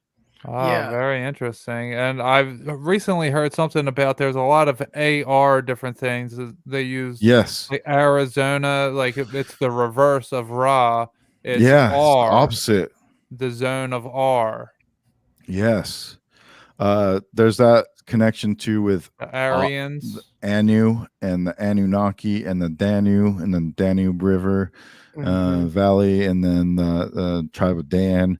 I often think that maybe the tribe of Dan had something to do with this maybe Satan's legion, or not Satan, but Ra, his legion. Yeah, the rebels was Dan, because in the Bible, right, it's Dan that gets kicked out for worshiping the Canaanite gods. And it's even said that they're the judges. Now, in the Bible, the judges, they were sent to these different cities to basically judge those nations and either decide if they were going to stay or go. So when you talk about, like, what's the one where they got turned to pillars of salt? What's his name? Sodomy. Sodom and Gomorrah. Sodom and Gomorrah, yeah. So when you talk about Sodom and Gomorrah, remember the angels came, they Lot, was it? Yeah. Came to the angels over and over again, say, if there's like 5 righteous people here, will you save us? If there's 10 righteous people, over and over again, asking him to, like, okay, don't destroy our city yet. So if it was a meteor, I don't know how they would control dropping a meteor. And in the Hindu stuff, in the Bhagavad Gita and stuff, they talk a lot about this war in heaven and these giant arrows and everything. Also, go ahead, Dan. Sorry. No, I'm reading the thing. Go ahead. Yeah. Okay. So and prevailed not, neither was their place found any more in heaven. And the great dragon was cast out, that old serpent called the devil and Satan, which deceiveth the whole world. He was cast. So first, the serpent was one of the tribe of Dan's symbols, was it not? Right. Correct. So that's also an interesting point. And also Satan, the etymology goes back in some cases to the one who stands against, so that also relates back to this story. And I thought of something, this idea of mixing, and it's all based on, having sex with these tropical women or whatever. It almost puts to mind Romeo and Juliet and how it's this absolute forbidden love. Mixing of families. Yeah, dude. And I wonder if we went back to Romeo and Juliet, like the films and everything, and looked at them. So much. Yeah, that's interesting. Capulet Now, so they had different caste systems, and even in Hindu, in India, they talk about how they used to have a caste system there in India as well, and how now they've pretty much gotten rid of it, I believe, but it's still kind of lingering around, kind of like our old racist grandparents are. And so, you know what I mean? It's still kind of lingering from the old time, but it's kind of changing at the same time. And so this caste system isn't necessarily like he was cast from heaven. He went to a new caste system and became the god. So I heard this talk with Michael Wan and Ross Ben, right? And they're talking about the 40th parallel and everything. And I'm wondering if the 40th parallel is one of the ring lands that some of these people came to, and they were building these areas around this ring around the earth, whether it's flat or solid or round, or whatever you want to get. They're building it around the 40th this way, or however you want to figure it out. Whatever works for you. Yeah, and the 37th is the most magical, right? That's where all the 33rd. No, the 37th is where all the abductions occur with all the cow mutilations. That's all on the 37th. Ooh, I didn't know that. All of them. Yeah, I didn't know that either. Yeah, that's when I hear like people talking about the other ones. That was the first one I was ever introduced to. So when I hear people saying like the 40th and all, like the 37th was the one that I always heard about through alien abduction stuff. Yeah, so you have the 0 line, which is like breaks the hemispheres apart, right? And then you have 10, 20, 30, 40. So that's where we get into the angles thing, right? The 90-degree angle is pointing. If you go 90 degrees that way and this way, it points right to the top and this dividing line down. So then once you get to Egypt and you have Ra, this is where I think it was actually the son of Ra. And then you start to have all these kingships, and now it's like kingdoms, and now the king's sons become the new rulers, right? This is I think a lot of like how the second son always is the one that becomes in charge and the first one always dies or something like that. I think I heard you mention this too, like that about Biden, how his first son was like a hero and then his second son's a cokehead or whatever. But so you always have this, it's biblical too, like it's always the first son that something happens to him or something gets taken away, the right to rule, the better son, and they kill him, and then they the one that's lame, they set him free to the world. Right. Yeah.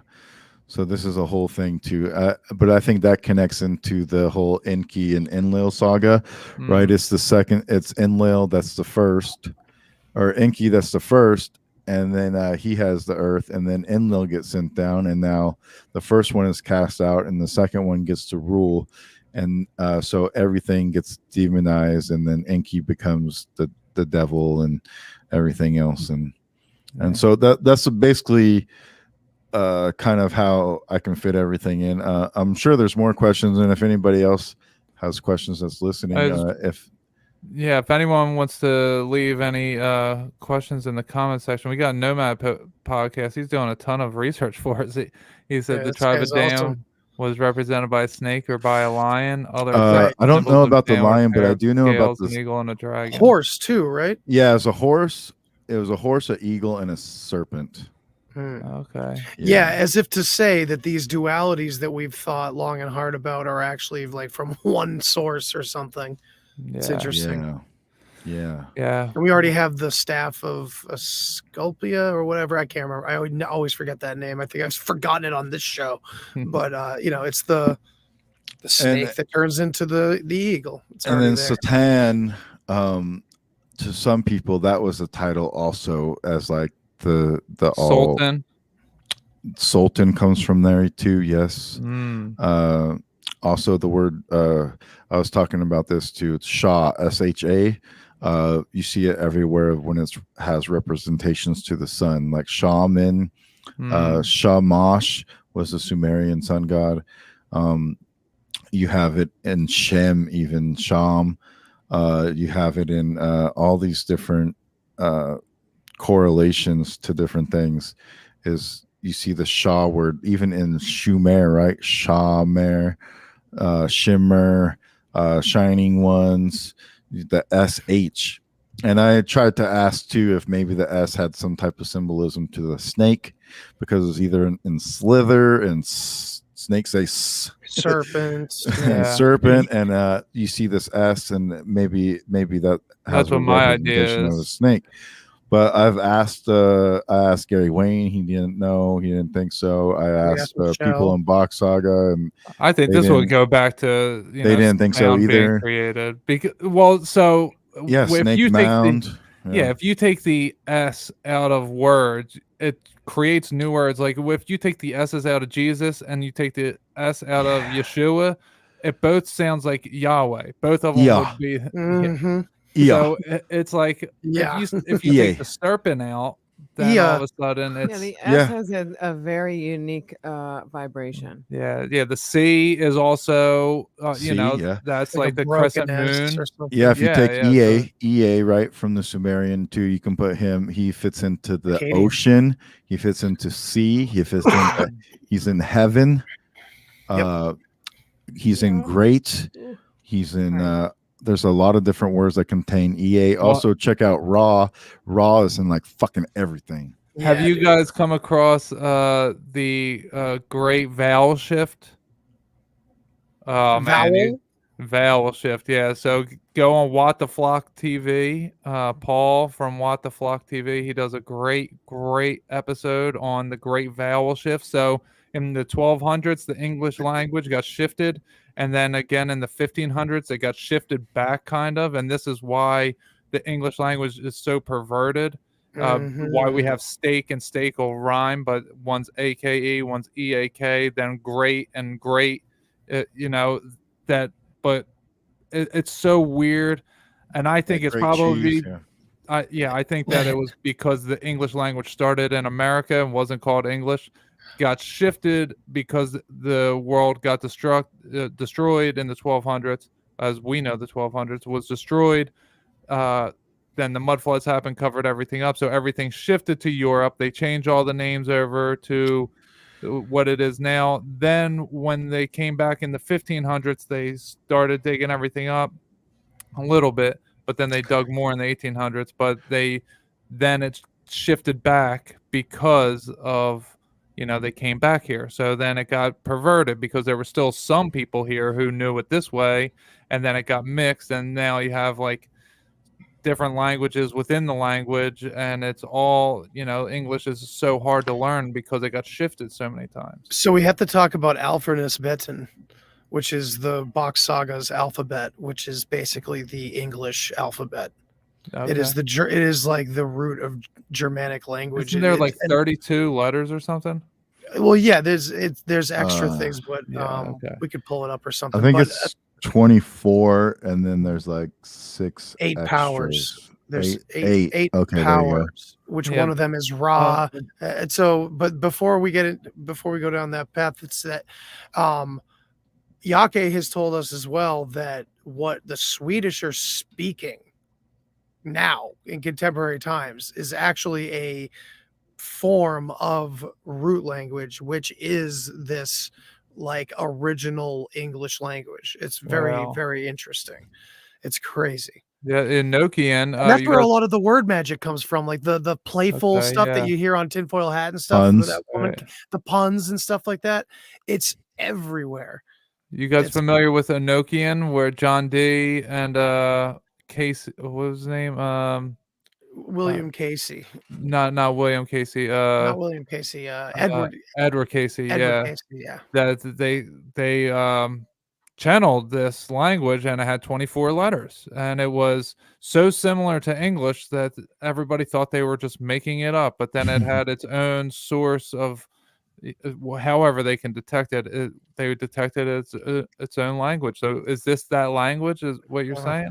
And I've also told you about my crazy psychedelic experiences when I've had insights about a story that is made up of all of our languages. Every word that's ever been created, if put in the correct order, is the story of humankind.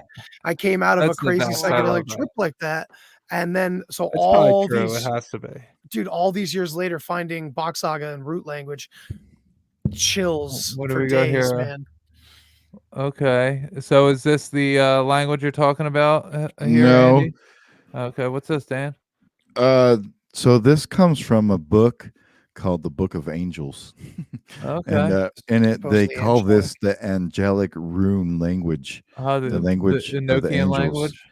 Well, they're all like in runes, and then they're saying it's the language of the angels, which I find very interesting. They call it the angel alphabet. How many letters are there? They put 26 in here. Okay. Well, it's interesting because English is a magic language here. Man, It's this very was coded. this was a great episode. Phoenixes. Okay. Show that rising from the ashes. You know, Fire, there's gaining the different wings and going back to angels. the north. Oh, okay. Those look Yeah. very much like Another video, Anunnaki. and it said like angels don't always look like people. They look like these crazy, weird, what Well, we the would call scary messengers. things from scary movies, basically. So that's the You know, thing with bunch of eyeballs. yeah, sometimes the Bible, we have angels were physical human beings who would eat and drink with the people, but then we also have these metaphysical things that were wheels within wheels, eyes within eyes within eyes, and so much so that it's the most repeated line in the Bible, or at least one of them, where it says, "Fear not, don't be afraid."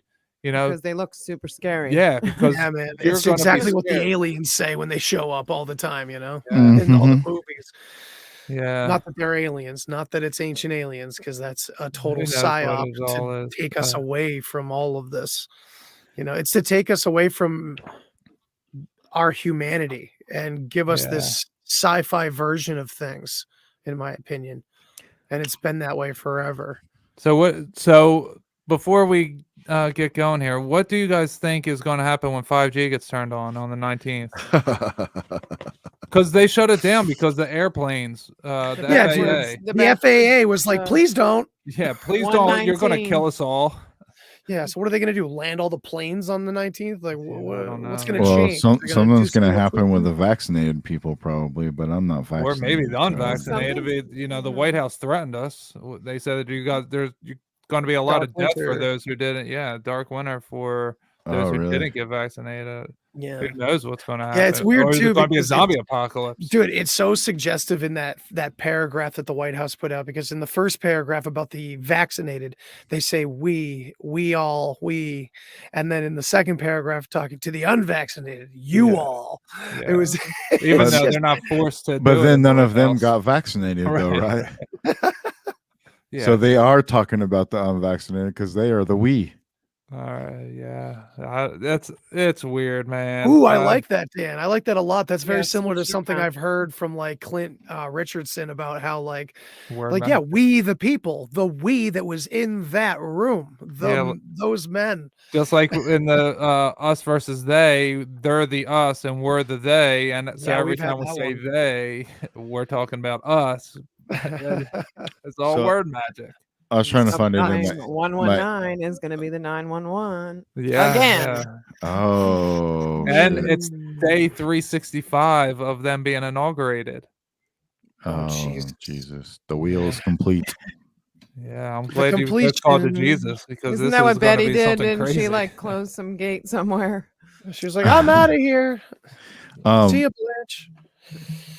I was going to go with the seven hills, right? There's always the 7 hill mythology and everything with like Rome and the 7 hills and Maryland. and in Udenma there was 7 islands, and Rome, then Maryland, now we yeah. have 7 continents. You have Rome, Georgia, And- too.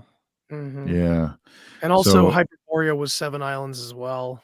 Yeah. Was it? I thought it was 4. Oh no, it's yeah. 4. It's 4. Very interesting. I It's wonder how 4. that we should look into like those two concepts together and see Yeah. why one says one thing, because also Bach Saga suggests a vortex in the north, and that's also what helped them in that Finland, that Helsinki area, hell. And think about Helsinki, you know, I Yeah. mean, that's right there. They talk about a vortex going in, and when that all land ice happened, they lived subterranean too. And think about all the movies, horror movies, where people are living down in the caves for generations and they have blue eyes and white skin and everything. So there's another connection. Golem. Golem. Yeah, dude. So think about that. Hyperborea is a magnetic mountain. It's this massive Yeah. black mountain. A Whereas, radiating mountain. yeah, so it's very inverted, and we have a 4 and a 7. So it's interesting. Someone should look into it. We should look into it, because Well- Hyperborea is a very popular thing. But now we have Bach And- Saga. In saying something. Udenma, there's 7 islands outside of Udenma. They all have different names, and those were like the 7 different islands that they all lived in. Right. And then in flat Earth cosmology, there's 7 islands outside of the ring. Well, it depends on the day or what model you're going with, because I mean, we have that weird, creepy map that We don't know where- have. we don't know. So you just No, identified no. yourself as a flat earther there. No, Andy? we as human beings. We as We in the we- people. We the We as- people. we as objective human beings looking at every piece of it, even the silly stuff, because a lot of times it's made to look silly. So I'm just anyway, I'm messing I with know, you. I I'm know, I messing know, with you. I know. Because we were I'm just talking about saying, that I'm not a we. flat earther, We were all talking right? about that we thing. Well, if you Well, turn we around, it's ooh or you, Ew. right? EW. Ew. Ew. Ew. But Save all those sound bites. We're gonna use them for something. This was a great time. This was fantastic. We could do Yeah. it So quite a bit more. yeah, I'd like you to. Do you have any more maybe questions or anything? Maybe I can see if I can fill in a little bit. I think I did pretty well. Yeah, I think trying to explain like the whole Satan and Ra concept. Yeah, you and did how well, that man. came about. You cleared up some of my confusions as well. Yeah, I mean, even when I ask the Bach Saga people, they tell me I'll I'm have wrong. to talk to this So, I esoteric mean- Eddie what you're talking about with the Lucifer, because it's Yeah. interesting that you're saying Lucifer comes from Satan. Lunar. Yeah. Luna. Well, it does kind of make He's sense the- in some yeah, sense that Satan morning had star. He's dominion always- over the world, and that Satan was, I mean, Lucifer was with The adversary. the angels, and then He's always Ooh, maybe opposite the just got sun. chills big time. Even with the children process, right? It's the first son and the last son. So they're already opposite. They're already adversaries when they're born, and now you put it up into a celestial configuration, and now it's the moon opposing the sun all the time. And now the moon can never reach as high as the sun can reach, because the moon is closer to our atmosphere, and the sun is way out here, and Yeah, I it's don't believe way that. higher in the sky. It gets to like high noon, I and the took a moon picture kind of today, and the stays sun like was this. here, and the moon was here. Yeah. Well, in my opinion, I'll pull this up because Nomad Podcast put it up way back This when was you early asked in the for day, too. when you asked for the Genesis. God made two great lights, the greater light Yes. to rule the day and the lesser light to rule the night. He made the stars also. He never says, I made the moon. I think the moon is It just says the lesser light. Yeah, I think the moon Well, is it doesn't say the sun either, but we call it the sun. right. Right. So, in my opinion, we had a large. If you look at the Ottoman Empire, if you look at their flag, it was a large sun, and then it had a smaller sun coming into it, and that's what I think why we had the Land of Fire, that the larger sun was on the outside of the ring on a flat Earth model. That I don't necessarily believe in the flat Earth. I think we're on a flat plane inside of a ball, like I said. So it would still operate this way. That the larger sun, and maybe it's not even just contained to there. Maybe it's much larger than we could imagine. But Probably like a Merkaba. that the larger sun was around the outer ring, and the smaller sun was around the ring that it's on now, and that's why everything has winter and darkness. But it was never supposed to be that way. We were only supposed to have light and we were only supposed to grow. And it's the darkness, it's the cold, it's the evil that holds Which us is back from Udenma. growing.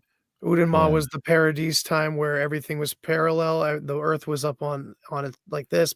So the sun had- was 24/7. Yeah, going and the around. moon is the false light, and it's actually colder than the darkness. If you were to measure the temperature, the moonlight is colder than the darkness because it's the false light, because that's where the parasites, that's their like spaceship essentially. Well, if you think of true and false, right, that's positive and negative. So, and they say the moon is cold, so it'd be the opposite of the fiery ball. So the cold and the hot, so the positive and negative nodes of whatever the fuck we live in. Yeah, that's making us reincarnate or whatever. That's not letting us out of here. It's because of the moon. I heard you say too that Can't wait to see Moonfall. Jesus died to overthrow the moon or something to that effect. I don't know. I never heard of that. You said it on one of your I shows. don't know. I never said. No, you did. That Jesus died to overthrow the moon.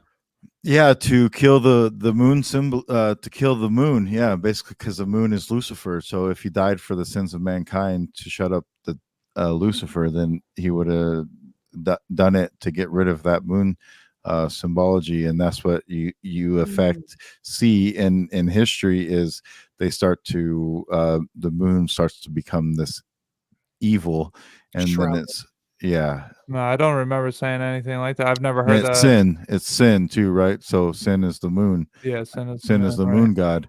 And the Sinai Peninsula that's the moon. Right, And then Sinai.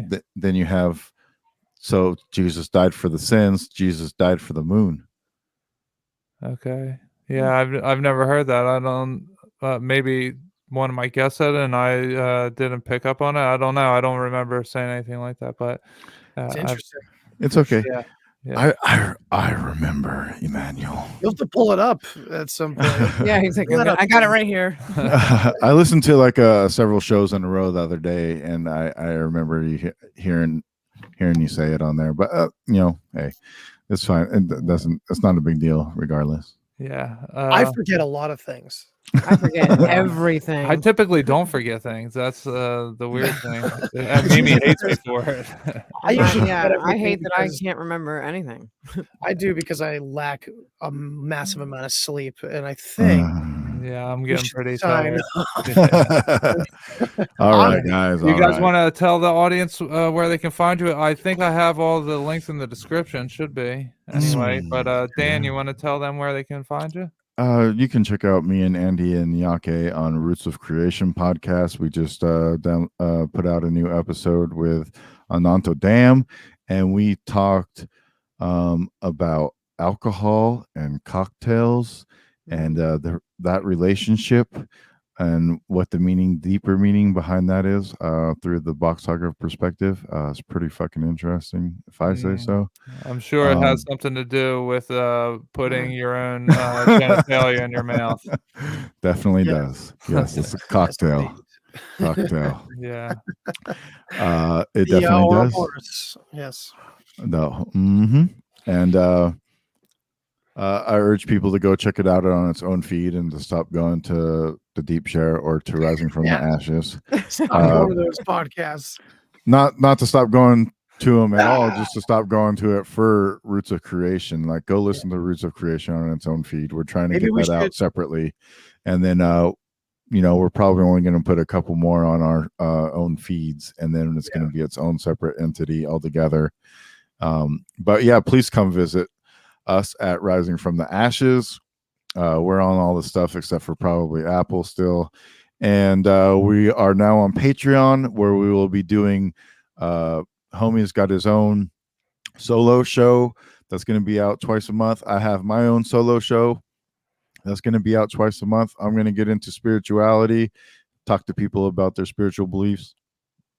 Roman's going to deal with occult and food and health and stuff like that. Very cool. And then we're also going to put up streams like this that we're doing here, live streams, and videos are going to be starting. We're going to start getting into putting out videos on the Patreon, and do 4 shows a month with a group show for all the free people, and those are all going to be themed. So anything extra that we do in the month too, we're going to put up on the Patreon. So hopefully I'm going to try to get together with some other podcasters that have Patreon or Rockfin or something, and then we're going to do like only paid content type Very cool shows and stuff like that. And be careful looking up Rising from the Ashes. I saw that there's another podcast called Rising from the Ashes. It's Christian. Yeah, he's a Christian. He has like twice the episodes. So I was like, wait a second, how they get to 100 and some episodes that quick? And then I saw it wasn't yours. Yeah, ours on the outside says Rising from the Ashes in green with host Danunaki Dan and the homie Romy. It has an alien and a Bigfoot and a phoenix on it. You can't if you see it, you'll be like, oh, that's got you gotta get on. Yeah, that's a shirt. Yeah. Right there. Yeah, you got to get on Apple, man, and because that also means that Roots of Creation isn't on Apple. Well, you got to tell me how to get on those assholes. It's hard to fucking get shit. onto Like, Apple. It takes a while. I don't get it. It took me 2 seconds on Red Circle, and well, it shows that I am plugging it. It shows that I am when I go to it. It shows that like it's like I got the green check mark next to it. It's like, hey, you're up over here on Apple, but when I go search, I can't find it. We'll get to the bottom of this. And in my in my views and stuff, if I look to see what people have watched it on, iTunes does pop up on there, but I don't know how people are seeing it because I can't find it. Is there like a statistical number there? Is it like 3%? Is it Rising from the Ashes podcast or is it Rising from the Ashes? Rising from the Ashes. Are you sure? So you don't use the word podcast in your title? No. Maybe try it with the word podcast in the title. It might be there. Sure. Apple, you have to be very exact with Apple. I couldn't find mine either, but it was on there and I didn't know. Did you try the same with Roots, man? Is it like supposedly like green check marked, but we can't find it or something? Correct. Yes. Okay, they both are. And then when I go into the actual website for the creator content, it'll show all my episodes on Apple. No shit. But when I search it, someone out there help us. Someone smarter than us with technology. Just let us know if we're on Apple. Yeah, that would be a great resource to have. Yeah, and definitely go check out the Deep Share. Andy does good shit. Oh, thank and you, man. Definitely check out Immanuel Kingman if you're listening to this on anything else. He does a lot of good stuff, and he does a shit ton of shows, like 3 a week. This guy, man, I don't know how he even has time for a job. Me neither, but I do. So I don't. Me sitting there going, I don't ever see this guy except for when we podcast together. So that's why I have That's to not be true. here. I see him a lot. Oh yeah, we're together all the time. Some days it's a lot. Vacation recently. Yeah. No, I just I managed because I live in the 5D world. I am able to slow down time when I want to. Oh, that's nice. Yeah, kind of like Evie from that one show, or is it Evie? I know what show you're talking about. Small Wonder. Wasn't she able to go like boop and turn back time and stop time? And then there's the other one with her dad lived in some type of crystal and he was like the guy in alien. the Lucifer show too. He would stop time or slow down time. This is Lucifer's brother. So you're not. I can't find you on Apple. Apple. So I can't see you guys. I'm talking to the Apple screen right now. That is so. It's all good. No worries. We need to get on there because honestly, like the Deep Share, when I look at the statistics, it's like 98% from freaking Apple. Yeah. I'm like, shit, we got to get Rising from the Ashes on Apple as soon as possible. Yeah, ASAP. You have to give me super user access to your screen. I won't put anything weird on your computer. So. Okay, I probably will. All what are you gonna do? Put some shows on there for me? No, I can maybe look at your good screen podcasts. and see what the hell's going on. All right, Andy, you want to tell the people where they can find you? It's the Deep Share podcast on Instagram and the Deep Share on Twitter, on YouTube and Odyssey. And that's pretty much it. I have a website that I haven't touched at all. I mean, I don't go to websites ever. Yeah. But I mean, I think eventually I should develop it. But unfortunately, I'm only thinking that way because it's like, well, they're going to shut this down. Oh, they're going to shut that down. I might as well have but then they're going to, they control the source of the signal anyway. So it's Right. like, it doesn't really matter if I have a website or not. I'm just a Yeah, I floating presence for as long as I can be.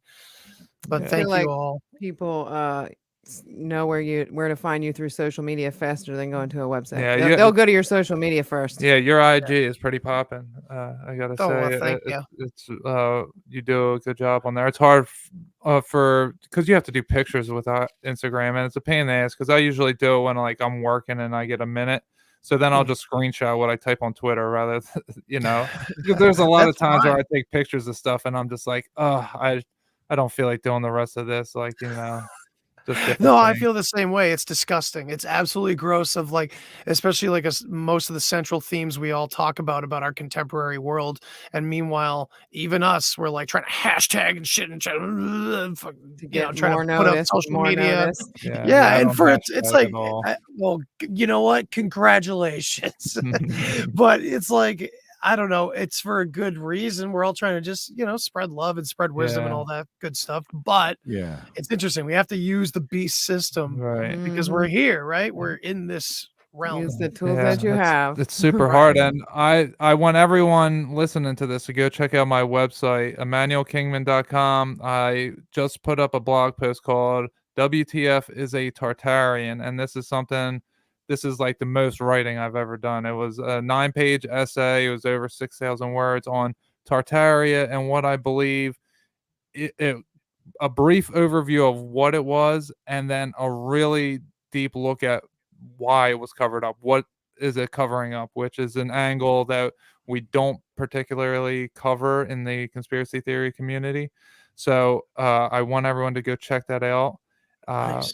Yeah, so I sent Can't that wait. I know you around. sent it to us too. I can't wait That's to the read only it. time I I haven't s- seen I you when say you've what it been covered writing. up. Yeah. I So say it. I say it.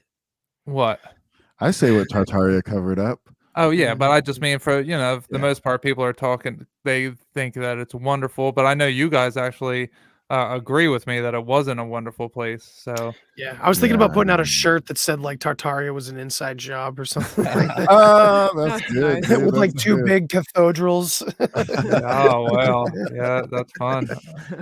Yeah. So if you don't know my podcast, if you're here from the deep chair, seeing us live right now, or if Dan wants to put this out on his, I can send it over to him. And if Yeah, you're I could do catching this, so my podcast is Godcast, the Goodness Over Darkness podcast, and we also, Andy and I, do Worship in the Storm together every few Fridays when we don't have holidays in the way. And I also have a roundtable series called The Human Race, which I think I'm taking off the month of January because I am doing a roundtable with Dan. He invited me on at the end of Yeah. January. I can't wait for that. So I think I'm That's gonna gonna be a big one. I'm gonna keep this one. Andy will be there for that too, and Nice. Esoteric Eddie and Matt from the Great Deception podcast, and then me Oh, and nice. Roman, and that's it. Just the 6 of us. Perfect. So we're gonna get into it a little bit. I try to get up every angle. This month we have Esoteric Eddie who's going to talk about Luciferian mystery. Then we have Bruce de Torres going to come on and talk to Nice. us about God. Then I we love have David Matheson, who's going to come on and give Oh, us he's the good. celestial Yeah. angle Theology. about everything. He's the best astrotheologist that there is. Yep. No offense to Micah Dank or Santos Bonacci or Jordan Maxwell, but David Matheson, he knows his stuff. Yeah, and then we have Miguel Connor coming on from wow. Aeon Byte and giving us a little banger. bit of a Gnostic version of the good and evil, God and Satan. And then we're Love going to it. follow it up with that tribal council roundtable at the end of the month and just have a good discussion about all these different concepts and see what we can figure out from that. So Yeah, ask I'm looking Miguel really Connor forward to it. about Jesus. You might be surprised if you didn't hear my episode. Maybe you'll want to listen to it. I did. Okay, yeah, he has a very interesting take. Very Yeah. interesting take that he is, more than what the Christians and Jewish people claim Jesus was. Oh, okay. Very Yeah. interesting. That's curious. All right, so I think that's going to do it. Thank you, everybody. Thank for you. Nice, everybody. Have Have a a good great night. night. Bye. Yeah, thanks. Good talk, man.